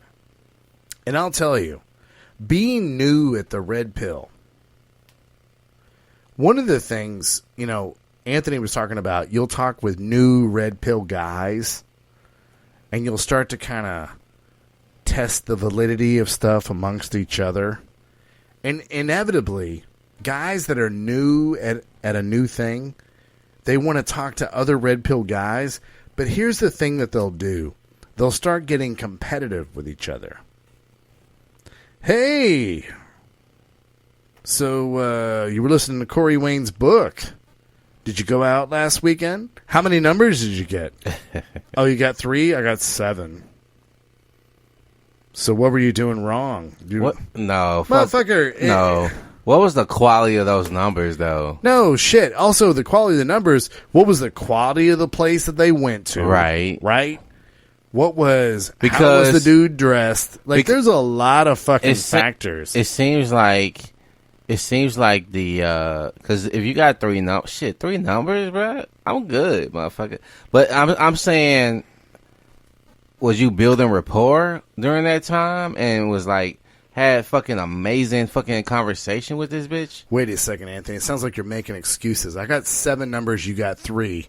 Sounds like your amazing conversation doesn't add up to my 7 numbers, asshole. You see how that sounds? Do you guys see how odd that sounded? Well, hold on, Anthony. I want to point out this point. Do you guys see how odd that sounded with Anthony and I, who are best friends? Do you see how odd it sounded that I was talking to Anthony like that? Anthony and I have never talked to each other like that. And we have always been in this mode of like, oh, you got 7 numbers? I'm sorry, I got 7 numbers, you got 3. Hey, not dogging on your 7 numbers, but hey, here's what I did to get these 7 numbers, blah, blah, blah. And then Anthony would be like, oh, well, shit. Well, hold on. I only got 3 numbers, but I had this great conversation, and we're sharing information. There's no competition going on. We are fucking trying to help the other person get a leg up. Anthony, am I exaggerating to our listeners? No. Have we not always not been like that? We had. I mean, from fucking millimeter one, we've been like that. We had this term when we would talk on the phone. We would call it downloading. Oh, and I forgot about that. I fucking forgot about that. So you said it. It was like, all right, let's have a download. Right. And he was like, "Hey man, I went on this date. I got him on this date. Hey, when I get off this date, I want to download with you." And it's like, "Okay, cool." All right, let's analyze what happened. Right. Let's do a quick download.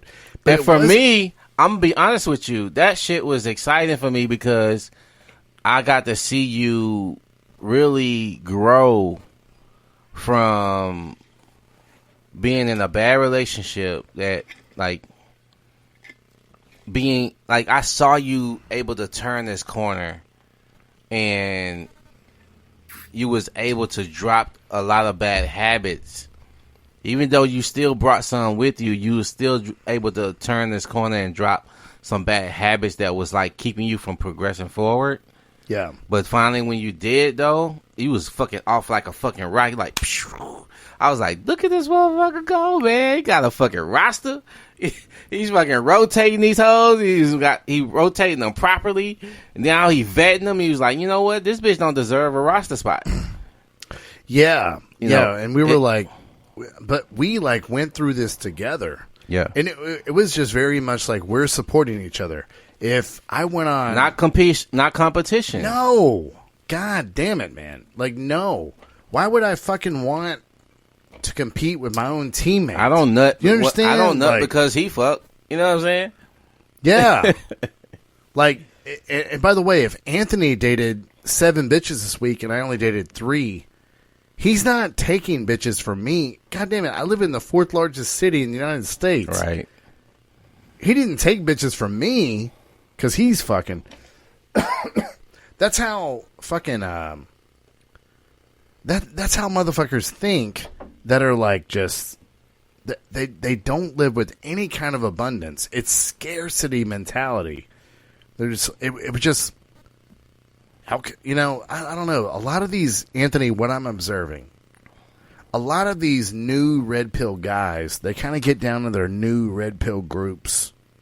And one of the mistakes they make is they get up with like a master's level person like myself or like Donovan Sharp or like Rollo Tomasi, and they get in the chats and they're typing. Let me type this real quick. Regurgitate. Yeah, Donovan Sharp. Yeah, you know how bitches be like cray. These bitches be cray, right? No, the worst thing that I see, like they're the same level as Donovan Sharp. Well, right? they'll regurgitate his own words to him. Yeah. Like, hey, I got some new shit for you, and they're like, yeah, I said that, but they, it's cool. They just want a fan, and they're not. It's Anthony. To your point earlier, it's very clear that they're not out there living doing life. It right. Our buddy Bruno.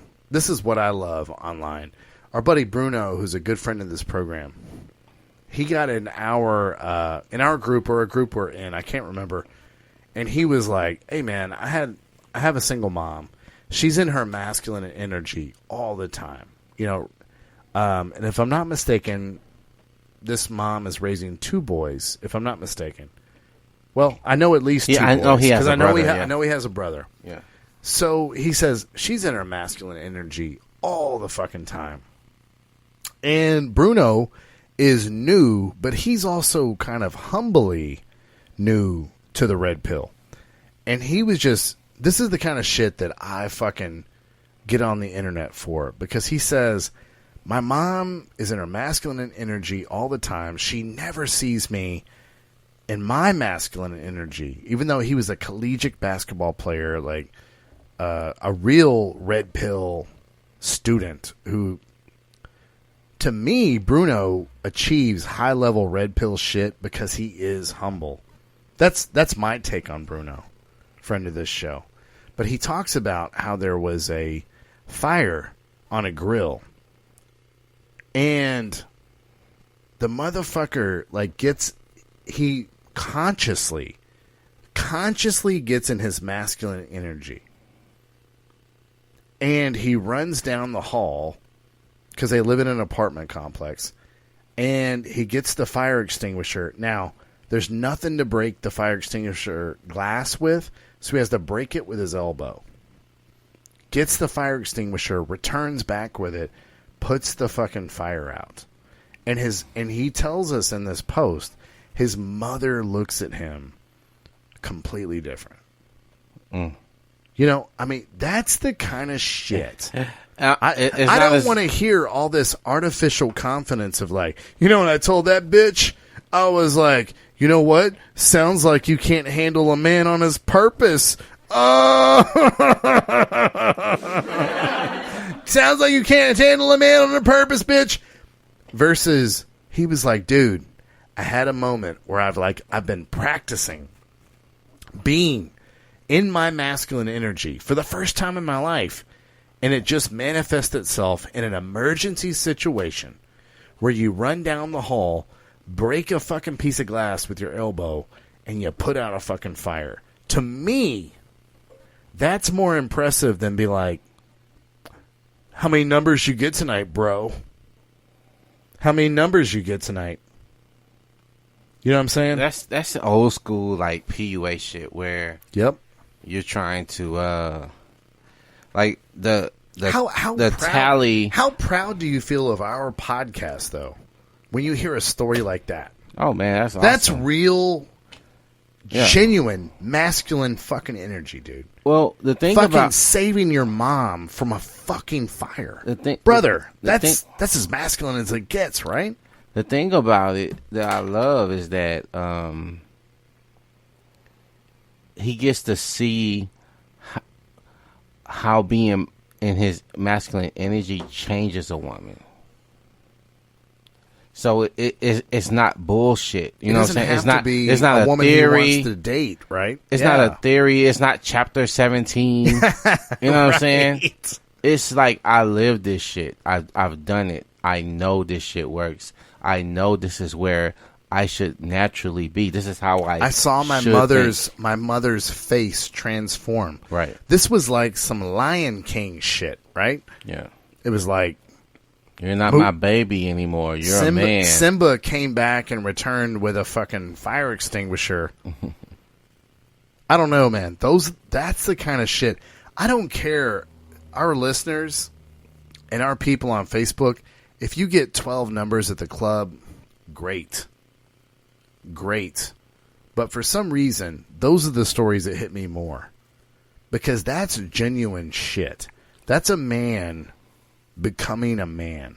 Right? The number shit never did anything for me. Cuz I'm still about connectivity.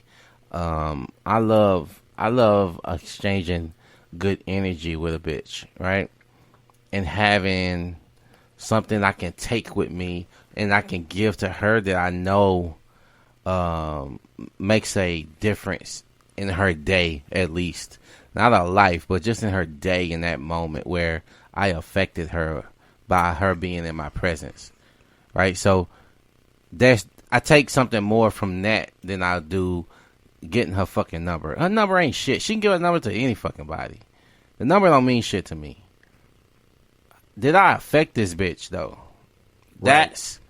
That's where my value, I see more value in. Like, even if I'm not attracted to her, that I want to spend more time with her, but I affected her because I was in my own energy.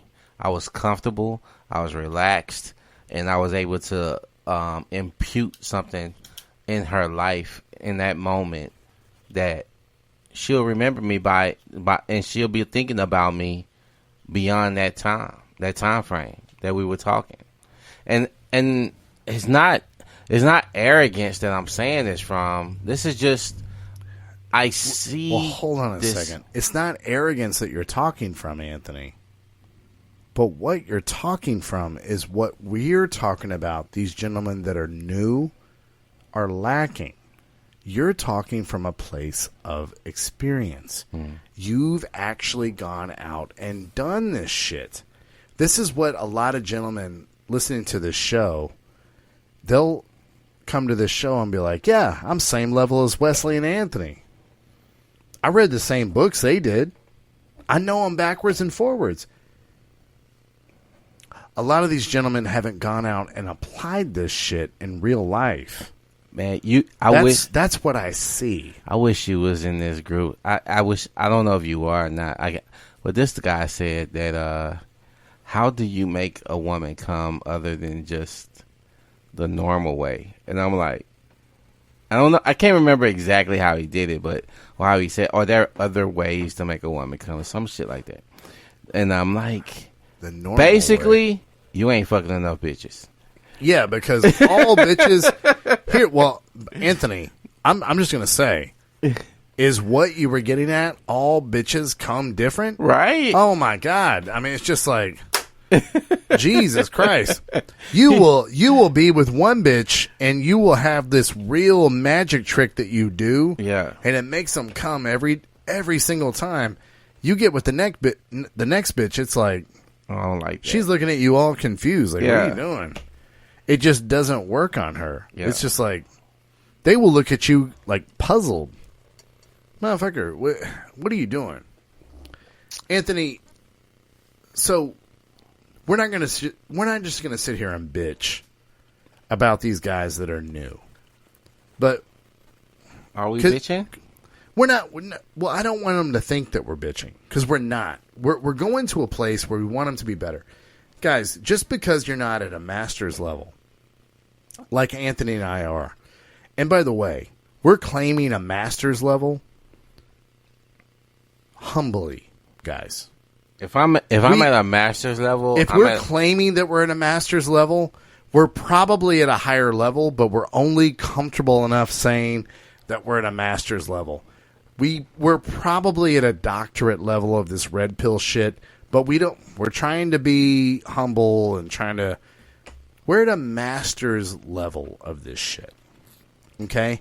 And a lot of you guys need to understand. Now, many of you, let me correct myself. Most of you have a lot of humility when it comes to this shit when you communicate with Anthony and I. Most of you do. Some of you don't. And by the way, the some of you that don't worry about it. You're not wrong. You're not wrong either.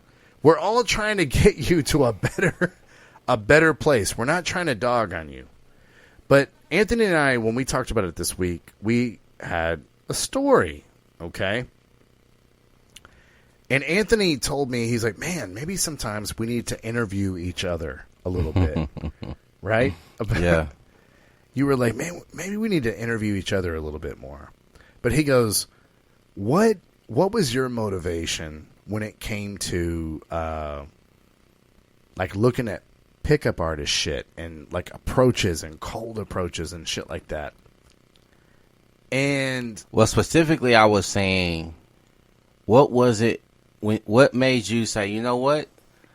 Me alone by myself and what I'm doing is not enough. Like, what made you get on a journey of like, I got to do more than what I'm doing? I need to find out some shit. Yeah. That other people have already found out. Yeah.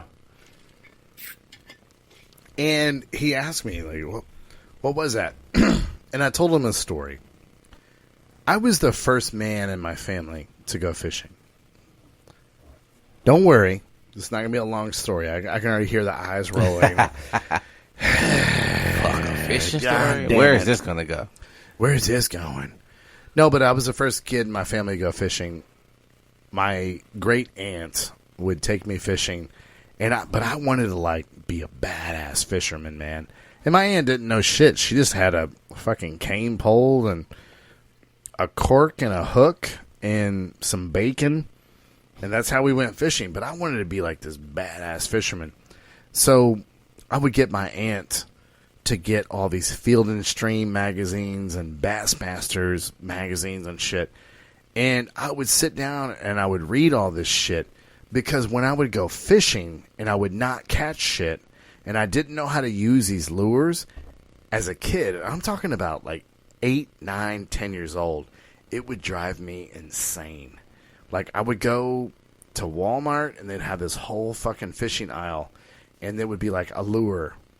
Anybody that's like listening that doesn't think I'm being legit, The Grass Frog by Bill Dance. The Grass Frog. I see this episode of Bill Dance bass fishing. The Grass Frog was the shit. And I'd be like, oh man, I want to get this fucking lure. I want to go and I want to catch these fucking fish. Because everybody knows as a fisherman, fishing with a lure, you're tricking a fucking fish. You're fucking tricking it. It's this ultimate high, right? But it would drive me crazy that I would go out and I would not catch shit. Until I read about fishing and Field and Stream and Bassmasters and all this shit. And I would read about it, and then I would fucking know about it. But guys, it was a weird thing that happened with my fishing experience. Once I fucking read all this shit, and I knew what the fuck I was doing, when I went fishing and I didn't catch shit, I didn't fucking care. Because I knew I was doing the right fucking things. I knew I was doing the right fucking things, man. So it was like, I wasn't result-oriented. Which is what I tell you guys a lot. Don't be result-oriented. But, dude, it was my result when I didn't know shit, didn't catch fish. But I knew a lot of shit, didn't catch fish. How I felt about it was very fucking different. Because it would be like, okay, didn't catch shit, but I know why I didn't catch shit. Mm-hmm. The clouds were in a weird place. Alligator gars were trolling. It had just rained 2 days prior. Blah, blah, blah. I'm like, I know all this shit. You get more knowledge. Yeah, so I know why it's happening. So then when I do catch something, I also know why. Exactly. And guys, that is what the red pill is like. Don't fucking sit around and dog on other fishermen because they didn't catch shit. And you did. They're fishing in all kind of different conditions, man. Exactly. Different weather. Are they on a boat? Are they on the bank?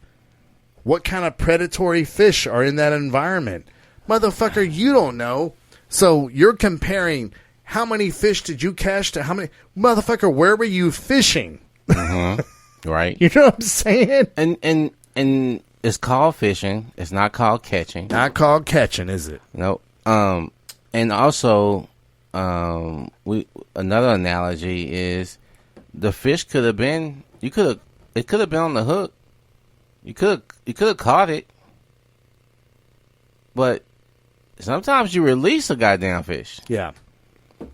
And there's times when you caught it and it got off the hook. It didn't get on the hook exactly on the hook, right? You yanked. Didn't set the hook right. You didn't set the hook, but it jumped at your lure. Yeah. So you weren't doing something wrong. You just set the hook wrong. Right. There's a lot of moving parts to this, guys. The fish analogy is awesome. And let me tell you, the guys that do the most criticizing are the guys that are not out there a lot. Right. Because fishing guys that are out there a lot and hooking up the fish and shit like that. It's more casting than catching. But they're helping other fishermen. Oh, yeah. The guys that go out there once a month are like, so what? I mean, I did great. I mean, right. The one day. Yeah, one day a month. Right. They went out. And you just so happened to go out the day where fucking schools of fish were migrating. No shit. Right. During the spawn. I don't know what's wrong with you, man. I caught 30 fish this day. Yeah, what's the fucking deal, man? Jesus. That guy can't fish. Sounds like he can't fish. That guy can't fish, man. Yeah, I mean, that's what we're trying to say, guys. I mean, artificial confidence. You could just be new at this shit. Don't be fucking dogging on other guys, because here's what Anthony and I know. Your results might be better, but your red pill knowledge might be way behind. You might be you might be getting bitches with blue pill residue. Anthony, will you please tell the story about the religious gal that you ran into recently and how easily you could have pulled this bitch if you would have just used all your religious knowledge? Please. Yeah. Please, I'll shut up and listen.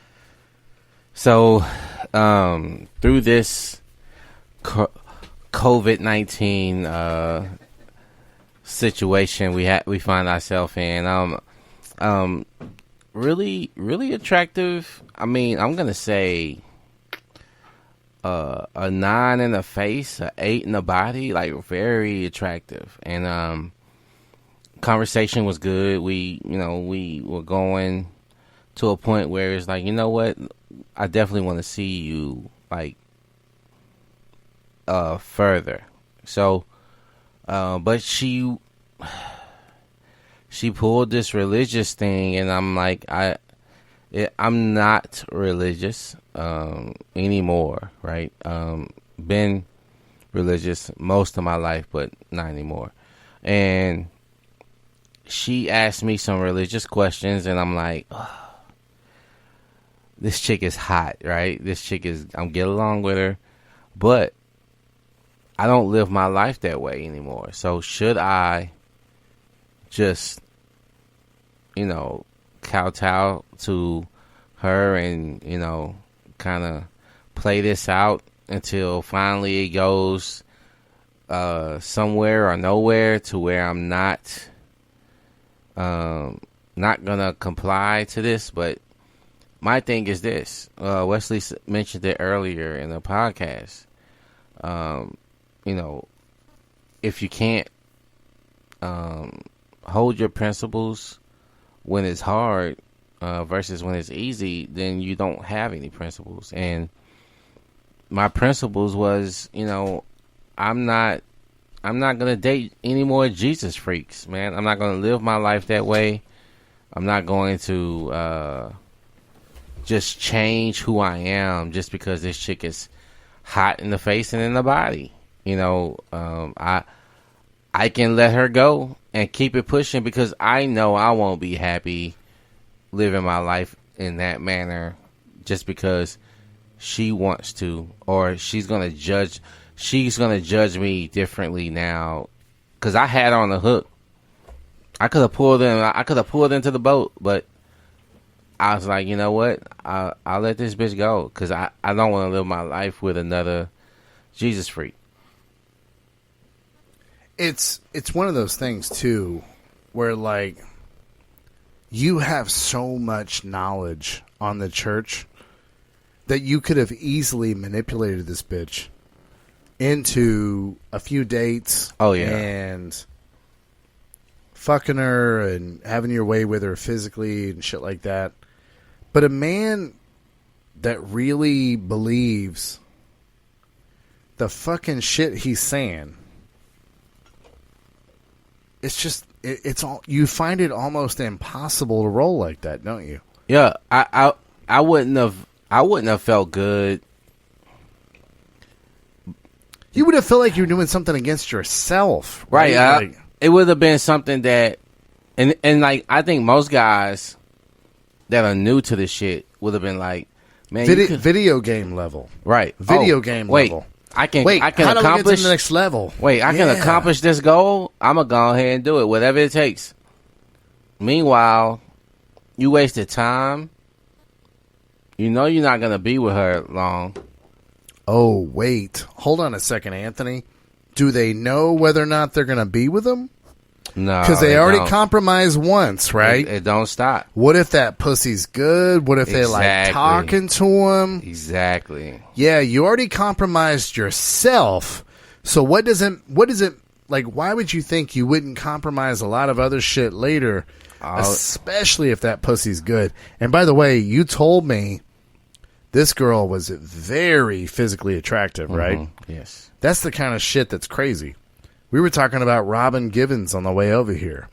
Jesus Christ, that bitch was the one to be had back in the day. Oh, I think Anthony forgets how hot Robin Givens was. I hadn't forget. You have forgotten Robin Givens. She's man. skinny. You remember the movie Boomerang? Yes. Yes. God damn it, man. And Anybody she got- ever seen Boomerang and not know who Robin fucking Givens is? That might be the she's one of the hottest fucking What was the Hollywood name of bitches the ever. what was the name of the show she was on?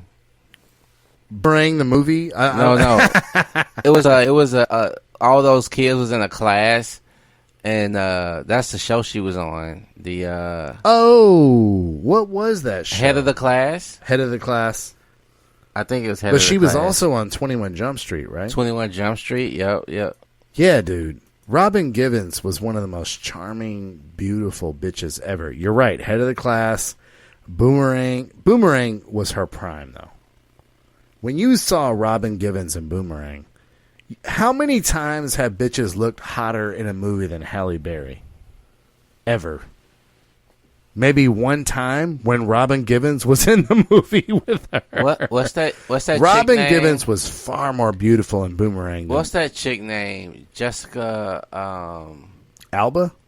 Well, she's hot too. But Yeah. no, the one with the it was Jessica Biel? Jessica Biel. Her body is fucking amazing. But she's a bad girl. And she cheats on dudes, man. What? Yeah, I think she cheated on Justin Timberlake. Oh well. Go ahead and hit us up in the live stream if that's not true. I believe, yeah. I mean, she's a bad girl, man. That's the girl that you don't boo up with. Okay. Dude, I'm looking at Robin Givens. Fucking, oh my God, man. Head of the Class, Boomerang, all these fucking movies she was in. This bitch was the bitch to be had in Hollywood. God damn. But Boomerang, again, greatest soundtrack of all time, right? Oh yeah, well, hands down. Boomerang was the movie that was her in her goddamn prime, where you saw that bitch. Oh my God. Oh, wait a second. Are you a guy that's not attracted to black women? Look at Robin Givens and Boomerang, motherfucker. I bet you crossed the lines real fucking quick. I'm not really into black women. Watch Boomerang. Never mind. Never fucking mind. And then, of course, Halle Berry's in the movie, too, so you're probably going to go never mind twice. That was before Halle Berry was in her prime. Halle Berry was Halle Berry was in her prime in that movie Swordfish. Ooh. That was her prime. No, I'm saying Halle Berry stayed in her prime longer than Robin Givens. That's what I'll say. Oh, 100%. Yeah, no argument there. Have you followed Halle Berry on Instagram? No. A good follow. Oh, really? Yeah. Okay. Well, yeah. All right. Guess what? You just talked me into it. It's not a hard follow, man. Do you guys kind of see again? Anthony and I got off on a sidebar. Do you guys kind of see how two red pill guys interact? Not a lot of like competitiveness. Not a lot. You know what I mean? I mean, I just want to like point that out, Anthony. Not a lot of like competitiveness. Not a lot of like, hey, did you see Halle Berry in this? Well, follow her on Instagram. I'm like, all right, cool. Well, you said it. It must be true. That's how real friends are. You know what I'm saying? I don't. Anthony, do you and I ever? Jesus Christ, I'm trying to remember the last time we had a competitive moment. Have we ever had a competitive moment ever? We've just always been trying to build each other up. So I think since the day we met each other, and we literally met each other at work, where we should have been competitive. Yeah, I was in a different position though than you. Well, yeah. So yeah. We weren't competing for the same shit. To be fair to our listeners, yeah. But I'm just saying, we don't find ourselves in a lot of those situations where we're doing comparative shit. Uh-huh. I remember when I met my wife, and this is just me. This is just me patting myself on the back. Can we get some noise from me patting myself on the back? All right, thank you. Thank you. God damn it. Thank you to our listeners for patting me on the back. But no bullshit. I was doing business in Austin. That's too much clapping, though. Man, they love me. They love me. That's why they're clapping so hard.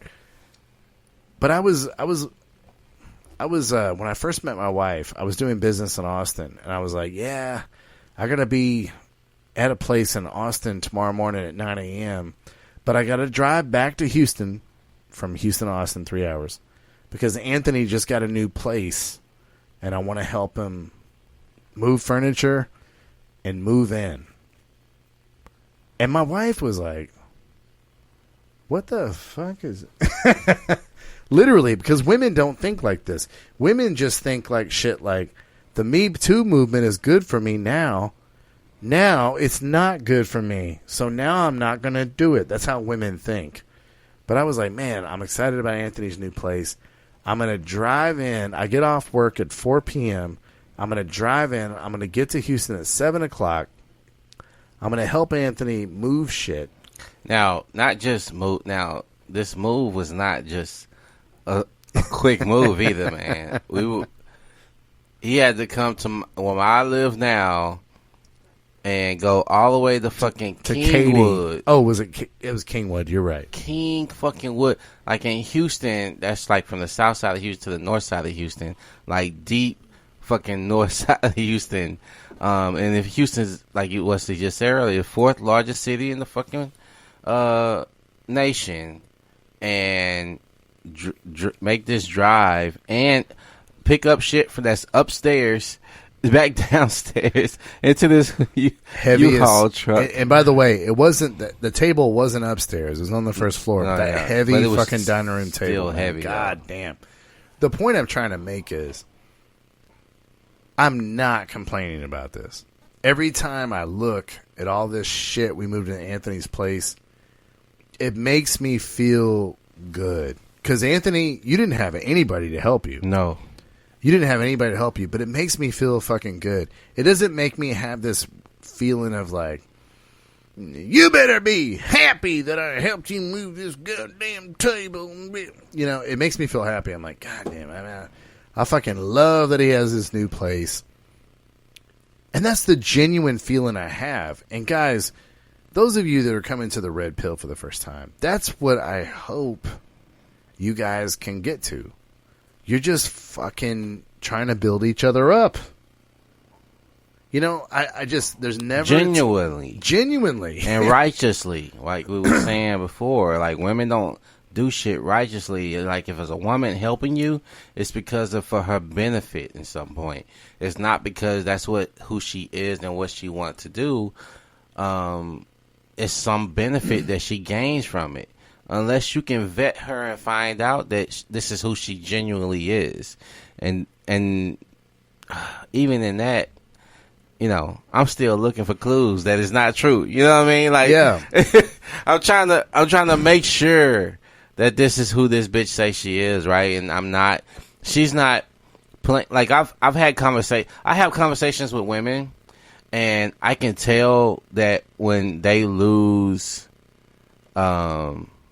their momentum, where they're going real well. They think that they're on track with me, but I'm hitting shit from left to right. I'm doing some fake outs just to see. I was like, if this bitch goes this way with me and this way and go back, this bitch is just trying to please me. She don't really believe that shit, right? So I'll do that. And like a woman standing up on some points, and she's like, yeah, I like about 80% of shit you say. The other 20% I really ain't really cool. Well, that other 20% could have been me trying to fake her out too. Yeah. And if she can stand on her own, on that own 20 and be like, yeah, I wasn't really with that shit. And I can come back and be like, you know what? You make a good point.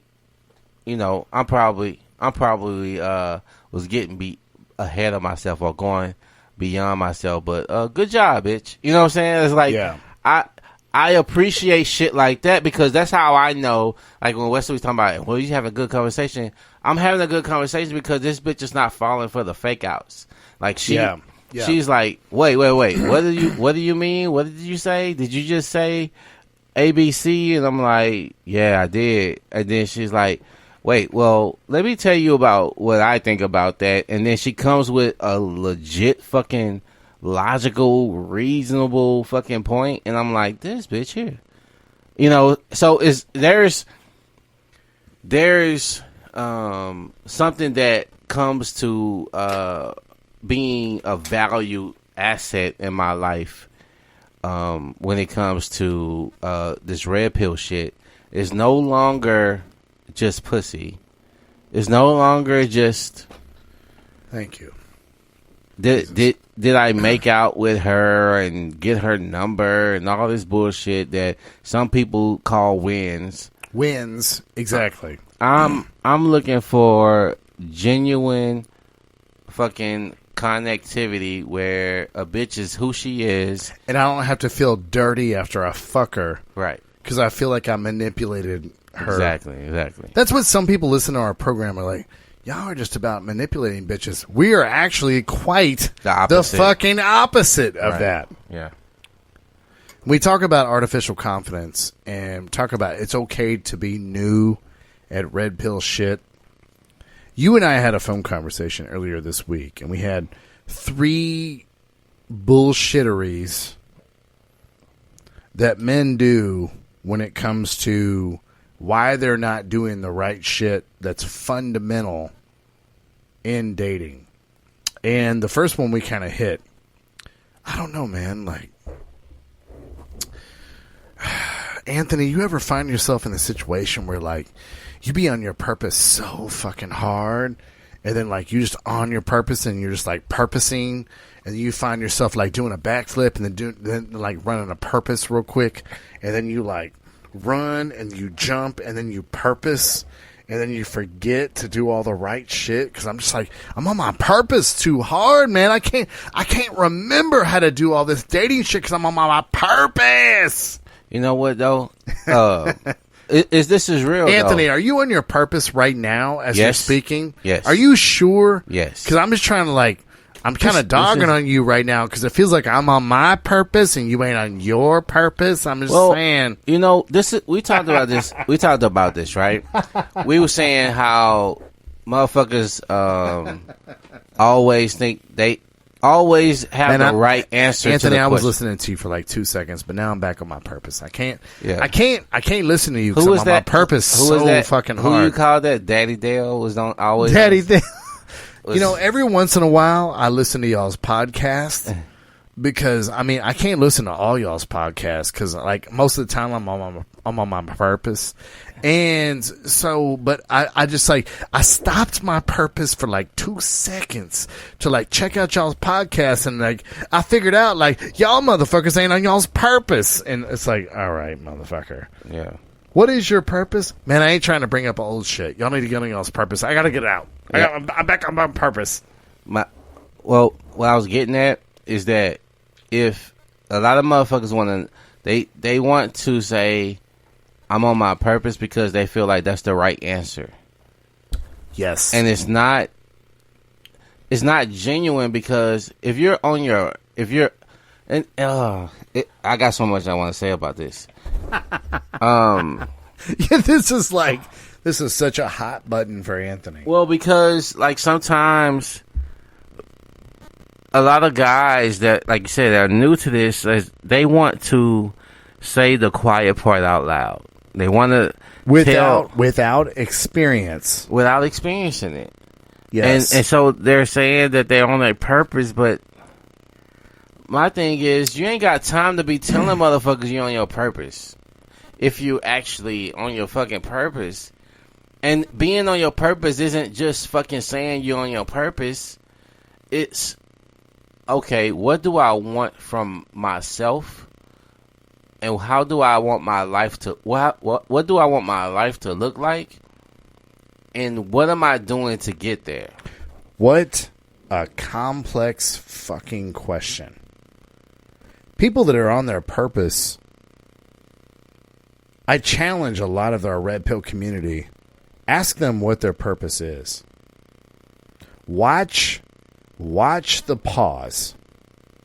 Watch the pause that they have while they come up with the answer. Because they know that's what they're supposed to say. But they don't know what their purpose is. So and they'll tell you, I can always guarantee you is that, well, I want to get one of the things that I want to get my money up. So I'm working hard and I'm doing this, but are you doing this? Are you working hard for yourself? Is that your purpose? Are you working hard for somebody else? Is that your purpose? Are you working hard because you work a lot of hours? Is that your purpose? What's working hard? Is your purpose working hard?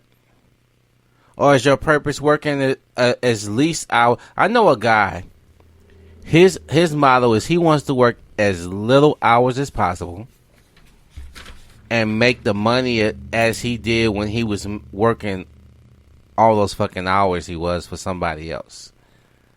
He wants to work less hours for himself and make as much money as he made working for someone else. And he said that for him is living out what he believes is success.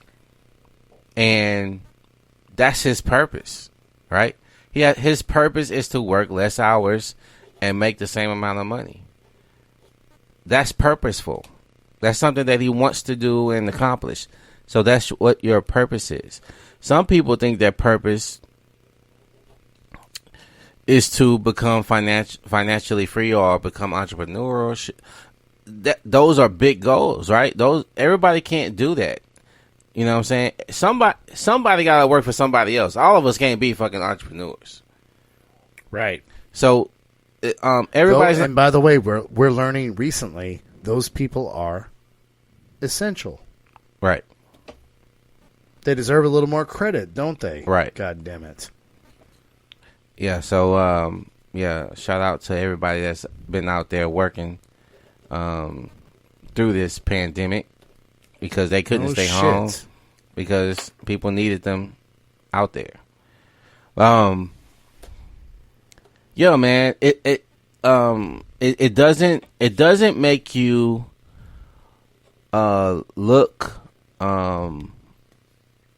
more red pill constantly pointing out that you're doing something that a book you read said you should be doing, or a YouTuber said you should be doing. I think what we're trying to point out is like, go out in the world and do what the fucking book said to do.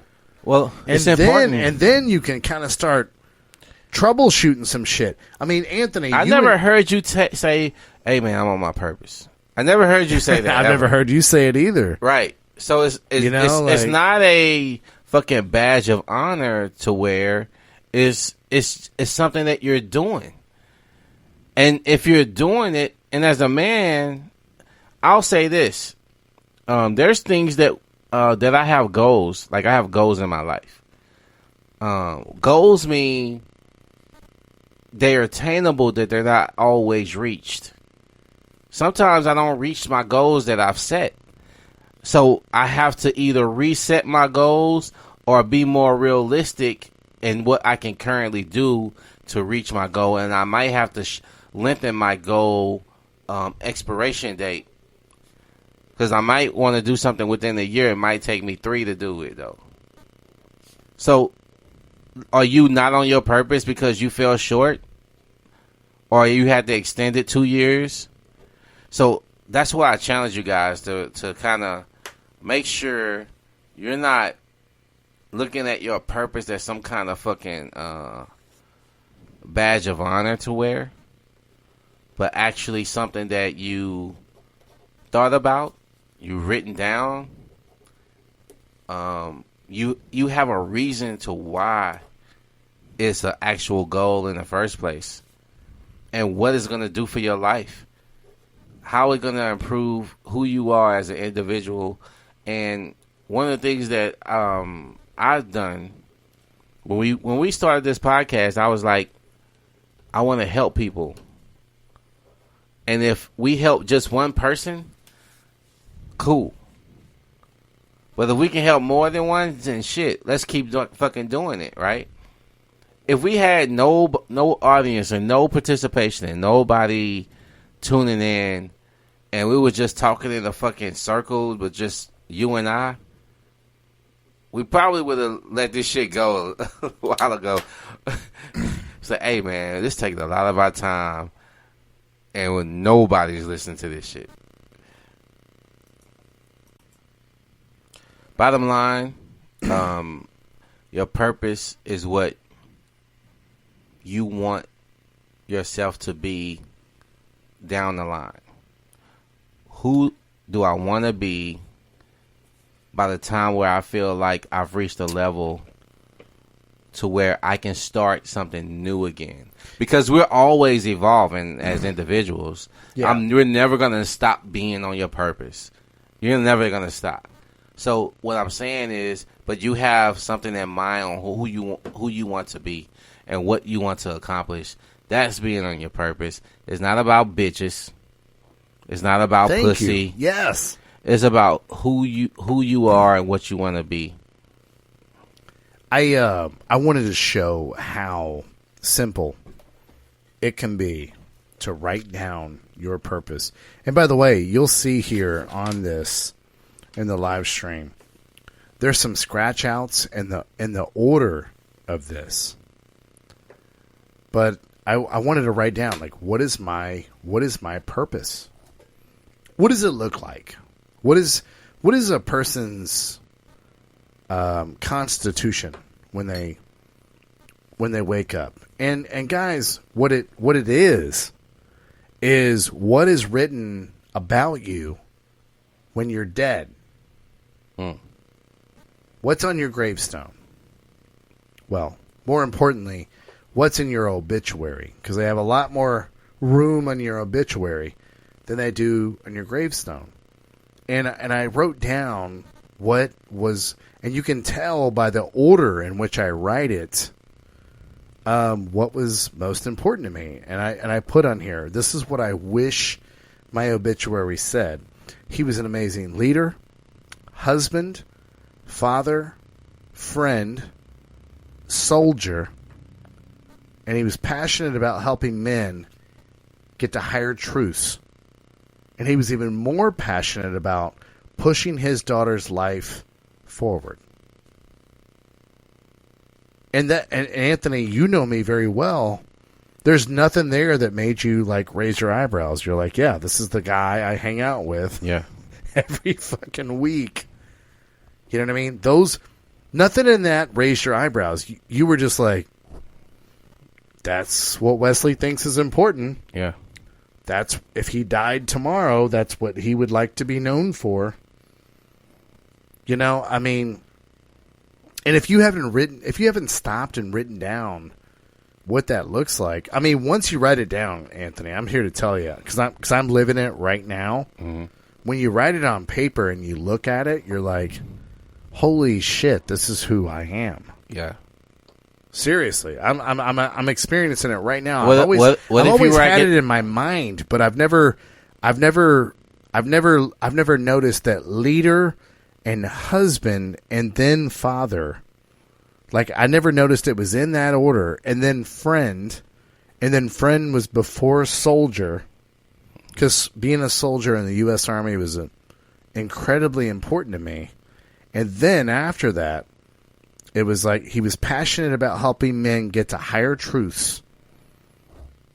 And he was more passionate about pushing his daughter forward in life. It's like, that sums it all up, doesn't it? That is my purpose. And then you kind of like, how do I do this? Mm-hmm. Right?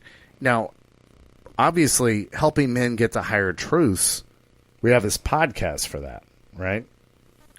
I think we surprised a lot of people tonight with our take on the Me Too movement ending. I think a lot of people were surprised by, like, nope, we're on women's side on this deal. Right? Well, on certain things, not everything. We're on your side, and we'd like to point out these women that said they were on your side, nope. Wesley and Anthony are on your side. It was very We're just conditional. calling you out on your bullshit. When you say believe all women, that's bullshit. Yeah. The Duke lacrosse team incident taught us, nope. There's a whole fucking reason, ladies, why we have a due process in law. Believe all women. Anytime a woman accuses a man of some sexual shit, nope. Nope. But here's the thing. Anthony and Wesley are always here to listen to you. If you got some shit you want to fucking tell. But if you're talking bullshit, we're going to call you on that too. That's why Anthony and Wesley say we're the real feminists. Because, Anthony, do you believe in women have the right to vote? Of course. Do you believe women should get equal pay for equal work? Yeah. Me too. I mean, we believe in women's equality, but we also call you out on the fuckery that Western civilization fucking does, man. That's why we're the real fucking 2020 feminists out here. I'm sorry, Anthony. I'm sorry, it's true. It's true, man. Sorry. This guy was talking. He was talking to me today, and he was like, "Man," he said, "sometimes I look at you in awe, bro, because you just say whatever the fuck you want to say, and like you don't care about HR, nothing that shit." I was like, "What the fuck you talking about, man?" He heard me tell this woman, we were frying fish today, and it was to feel all the. I feel like this is a perfect segue into our last segment. I haven't even heard this story. I feel like this is a perfect segue. To feel all the fryers, we have 3 2-bin fryers. Anthony, could you describe fryers to our listeners so that they know, what would you say the square footage of the kitchen you're working in is? Damn. Easily 5,000 square feet. No, it's bigger. The kitchen I work in is bigger than that. Maybe my side that I work on is 5,000, but it's probably a 12,000 square foot kitchen. Jesus Christ. Yeah. It's huge. Shaquille O'Neal doesn't even own a 12,000 square foot home. No. It's a hospital, so. But I'm just saying, Anthony is doing the Lord's work during the coronavirus, working in a hospital. And I'm sorry, I cut you off. I'm sorry. I'm just impressed by my own friend. I'm sorry. Because I've worked in the restaurant business for a long time. But the scale that you're working at, a restaurant guy is actually pretty fucking impressed by. Yeah, that's a large scale that you're working on, brother. I've never worked in a kitchen this size my whole restaurant career. They put a lot of money in this kitchen, man. Jesus. It's impressive itself as far as the equipment, the layout, all that. But anyway, this chick was like, "Anthony, like I need your help putting the oil in the deep fryer," and because she brought it all the way over. Someone actually told her to do it, right? Yeah. So she's like, "Anthony, I need your help to do it." And I was like, "Hey, I believe in equality. I believe that you can do just as much as I can. I believe you can lift that shit and throw that oil in that goddamn fryer. I ain't doing shit. I'm going to watch you, though. I'll spot you. You'll figure it out." And so the other chick was like, she just turned around and tried to shame me with her looks. Like, try to just look at me like, how dare you just, stand there, a real man with a... Yes, this is a great transition to our last segment. And so the guy was like, he was so uncomfortable with what I said and how everything transpired that he was like, "Man, you just say whatever the fuck you want to say, huh?" I was like, "Yeah, like why the fuck wouldn't I?" You know what I mean? Like, I didn't like. Wesley, I've changed so much that I wouldn't have recognized who I was when I was blue pill. Yeah, me neither, man. So And it hasn't been. It's been a lot longer for you. It's been less time for me, and I'm like, I wouldn't recognize myself either. And I've been like in this less than you. It's a real mental transition, isn't it? oh yeah. Which is why we segue into our last segment. Why, oh why, does the Red Pill Phone Tap use the word bitch so easily, just so loosely? What is the reason?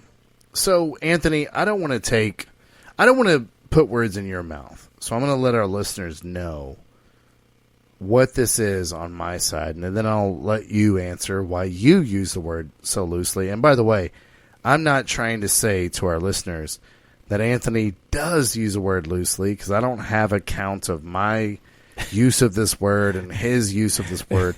But I'm here to tell you guys, when I listened to the Black Phillip show with Patrice O'Neill, he was very, very open about, I want to say bitch to these women in a way where, like, it's not that fucking bad. Y'all have made it so fucking bad, and in a way censored our fucking language to where, like, there's words that are fucking off limits. And Anthony and I, if we're in this podcast, like right now, and he says something that I disagree with, I'll literally look at him and be like, motherfucker, what the fuck? But I don't believe Anthony fucked his own mother. It's it's slang, guys. It's slang. And let me tell you, motherfucker, when I say it to my friend Anthony, my best friend in the whole fucking world, if I say motherfucker to him, that is far more offensive than me calling a woman a bitch, which is just a female dog. By the way, motherfucker, it's the most beloved animal of the whole fucking human species. It's not that offensive. Just because you decided it's offensive and we can't say it, I reject that. And I have a rebellious nature about me. And I'm like, no, you can't censor my language. And I'm going to give you, as Patrice O'Neill said, I'm going to give you another option. Well, hey, did you just call me bitch?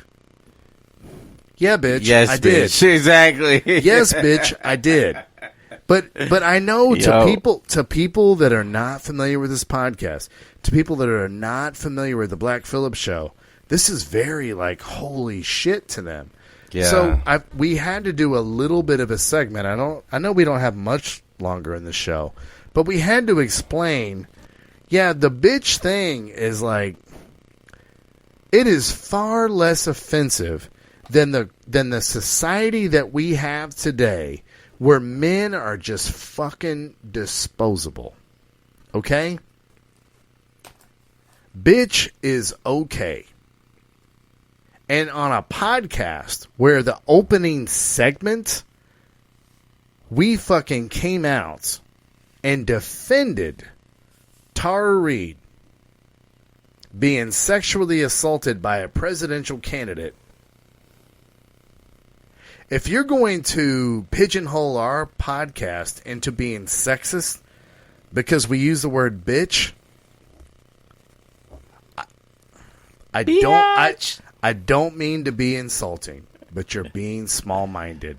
Anthony, what's your take on this? Because we have been asked about this a lot. Well, my take on this is because I use the word bitch mainly because it bothers bitches.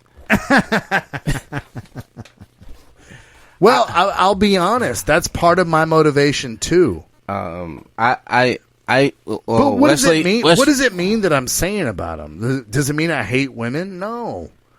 But I'm not going to be censored. I'm going to say bitch, just like if a dude's sitting here, I'm going to say motherfucker. But do you notice how I censor myself when I say, I said hoes. Let me correct myself. Not these hoes. These bitches. Do you remember on Boys in the Hood when he was like, "Hey, hoes gotta eat too." He's like, "Hey, fellas, let these hoes get up here first. They gotta eat too." And so his mom was like, "Hey," he was like, "What are you telling me calling these hoes?" And they was like, "Yeah." He was like, "Oh, I'm sorry, my fault." Bitch. He's like, is that true? What movie is that from? That's from Boys in the Hood. Oh my god, great movie too. Yeah, it was hilarious. Cuba Gooding Jr. just like being the greatest of all great good guys. Can't do anything wrong. Right. In that movie. Ice Cube being the fucking shit in that movie. All those movies from the 90s were great. Juice with Tupac. There's a clip. Man, you gotta see this. There's a clip that shows Cuba Gooding Jr.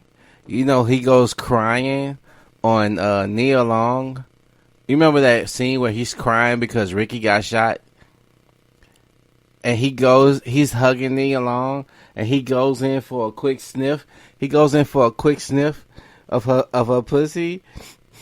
And then he goes back to acting, the crying, the scene out. What? Yes, no, you gotta see it, bro. Oh man, it's hilarious. I was like, Oh my God. I was a kid, so I didn't get to check him being a whole perv. Anthony, by the way, this is going to encourage people to check into our live stream. There was we don't have a lot more time. We're 13 minutes out from the show ending. But we have a great question in the live stream. Well, not a great question, but a great statement that we're going to talk about when this is over. But we don't have enough time. But we're going to talk about this in the live stream because someone just brought up a good point. Excuse me. Again, Red Pill Phone Tap on Facebook. Because we are going to talk about guys also having the mentality of isolating themselves because it's meant to be talked about. But Anthony, what does the word bitch mean to you? Because you say it so freely, and it offends so many people. It offends guys to where guys will be like, Jesus Christ, I can't believe y'all are saying bitch so much. Yeah. And then I get challenged a lot. Like, do you say bitch to your wife? And I'm like, absolutely, I say bitch to my wife. Yeah. Are you fucking insane? You know what? There is nothing wrong with this fucking word. And the minute you let women make you think something's wrong with this word, the minute you've lost all their respect. Yep. God damn it. You should be able to say bitch. And let me ask you a question. Bitches say bitches to each other. Yeah. But you don't want me to say it? If Chris Hemsworth was like, bitch, get over here and give me a kiss. What would they... Wait a second, Chris. Did you say the word bitch? No, they'd be like, Chris being crazy. Chris... What kind Chris is being cray. They're going to ignore that shit. They're going to be like, what kind of kiss, Chris? Chris, why are you being cray? You know I'm not a bitch, right? Bitch, stop playing. Get over here and give me a kiss. And they'd be they're going to be like, oh shit, Chris has really doubled down on the bitch thing. Patrice O'Neal said something very specific about it, which let me be more comfortable using the word the way I use it. He said that it's not that his intentions are to make you feel bad. Because if you're a man and you hesitate with the word, they feel it, they see it, they hear it. Oh yeah, you can't get away with it. You can't be like, "Hey, you shouldn't do that, bitch." And so, bitch, if you like, "Hey, bitch, don't do that shit. Don't do that shit no more." that is totally different. It doesn't. You're not extenuating that she's a bitch. You're just like, hey, bitch. You know what I'm saying? I don't. I know for a fact there's some people that are uncomfortable with me using the word around. I hear it, I see it, I feel it, and I do it more because, bitch, you're not going to make me. Yes, so that's where I'm at too. Immediately when I feel that they're uncomfortable, I'm like, and by the way, it's not a mean thing that I'm doing. You know what I'm doing? I'm going, I'm about to make you feel comfortable with this word. Exactly. Because as Patrice O'Neal said, I'm going to give you another option, bitch. Like, you need more options. You have been worshipped since the fucking time you were born. I'm going to give you another option, bitch. Mm-hmm. You know what I mean? And I'll be honest, man. I have a little daughter. She's 8 months old. If she was like with a dude that was like on his purpose, successful, and I heard him say, "Come here, bitch," there would be a part of me that it would be like, "Don't say that in front of me," because I'm the father. I'm an executive leader in this family. But there would be a part of me that'd be like, "Shit, my girl chose like an alpha motherfucker. I like this." You know what I mean? I like that there's a young lion about to come up and fucking lead the pride. Because I'm going to assume that I'm going to build my daughter up to be this fucking badass bitch. And guys, sorry guys, hypergamy is real. Yeah. My daughter, if she's a fucking badass lawyer in Houston, Texas, she's not going to date the janitor in the building she works in. Hey, news alert, that's not how women work. The dude she is like hooked up with is going to be like the partner at the firm or partner in another firm across town. I'm just giving a hypothetical. That dude comes in like, "Hey, come here, bitch." I'm going to be like, all right, I'm going to posture up and be like, "Hey, don't talk to my daughter like that here." But I'm also going to be kind of like, "But I like how you roll." I like that if I got hit by a bus tomorrow, there is an alpha lion to lead this tribe forward. True story, man. I was a lot of times when you're in like a group setting and people are talking and then they get to see, you know how somebody see you get away with something and then they try to repeat it and then oh my God, that's kind of what we were talking about in the second segment, right? Yeah, it's like this guy heard me kept saying bitch, bitch, bitch, bitch, bitch, bitch, and sometimes I don't recognize me saying bitch because it's nothing to me. So if I've said it, I've just said it. I don't know I said it consciously. You heard me say that I would do it if I, recognize somebody being uncomfortable. Yeah, but I'm trying to nullify the emotions from the word that they feel, right? But anyway, I was calling this bitch a bitch, and this guy just came in and he was like, "Yeah, man, bitches is crazy." Like trying to laugh, trying to just bitches, just do an add on. He's like saying bitch too often. He just did. That's what I see happens a lot. And guess what happened, man? All the fucking women was like stopped, like it was scared, and looked at him with this look. He just started to fucking sweat, like literally his fucking sweat started to form on his brow and shit. And I'm watching this real time, and he said bitch like 26 times, and y'all didn't say nothing to him. And I was like, "Hey man, that ain't cool, bro. You ain't supposed to be snitching." if these bitches mad at you because you use where a bit, he like, see. And these are the guys we're talking about, though, that are like competitive. Like, hey man, I learned this shit about. So how many bitches you picked up though? And how many times, Anthony? I'm sorry to go back to our last segment, but how many times have you and I been competitive about red pill shit? Never. Goddamn zero. I mean, it is like easily. We didn't even have to think about it. You were just like, I found out about this shit.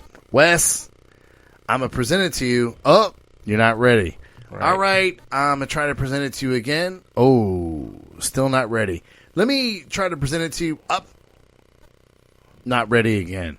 Let me try to present it to you. Oh, now you got it. Now you got it. And then we were on.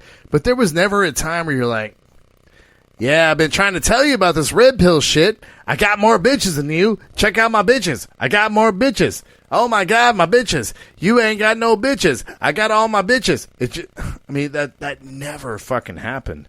So what happened with so-and-so, bro? Did you not... Did you text her too much? Or did... That's never been a thing with us. I hate hearing that's a thing with guys out here in the red pill community. I don't even find it edifying to even do that. Why would I, even if somebody that's new to red pill, why would I ridicule you unless you've asked me for specific advice? I thought you were about to hit it. Unless they're unsure about themselves. Well, they've got to. If you're unsure about yourself, you have to pit yourself against someone else's results, right? Yeah, that sounds accurate. Yeah, I wouldn't want to put a guy. I wouldn't want to make a guy feel a certain kind of way because he hasn't gotten to a level where I've gotten. Because guess what? I've been where he was before. And no one ridiculed me that way. Yeah, but Anthony, you're just not like that, man. When you share red pill knowledge, and I'm case in point, because I experienced it. When you share red pill knowledge, you're not like trying to win some kind of game. That's because again, you tried to share it with me 3 times before I came to it. So I was like, man, Anthony and I are masters level at this because we've been doing this for blah, blah, blah. And you were like, well, sorry, I was on this a lot longer than you. But no, I was like, you're right, man. It was because you were so affirmative on this shit that it was easy for me to transition into. And then you and I just... Jesus Christ, dude. We just became borderline fucking obsessed. Especially the more I learned and the more... Like, we were just feeding off of each other. Like, it was just insane. I mean, you were also way in front of how much MGTOW guys have a lot of good ideas. I'm just now coming into that like 2 weeks ago. Yeah. I'm just saying, what I'm trying to say is you're way ahead of this than I was, I don't know, man. Knowledge is knowledge, man. And wherever you can derive it from, and you can take what you can apply to yourself. It's not everything I take in as MGTOW is gold. Some people, but we're not going to throw the baby out with the bathwater. Right, God damn it! If there's good information, I started out MGTOW knowledge before red pill knowledge, so it was. I had a MGTOW kind of outlook before red pill, but I didn't. When I became red pill, it was like I didn't like totally shit on MGTOW either. So it's just one of those things, man. And I like that. Yeah, I like it too. I ain't got to shit on MGTOW. Yeah, some of you guys that are new to red pill, you might want to take another look at MGTOW and understand you can't throw the baby out with the bathwater. There's a lot of good ideas over there, even if you're not going your own way. Right. They have a lot of important shit to say in the Red Pill community. That's what Anthony and I think. Yep. Anthony, where can they find us on Facebook? Red Pill Phone Tap on Facebook, and also on YouTube, also on iHeartRadio, iTunes. Thank you guys for tuning in to the Red Pill Phone Tap.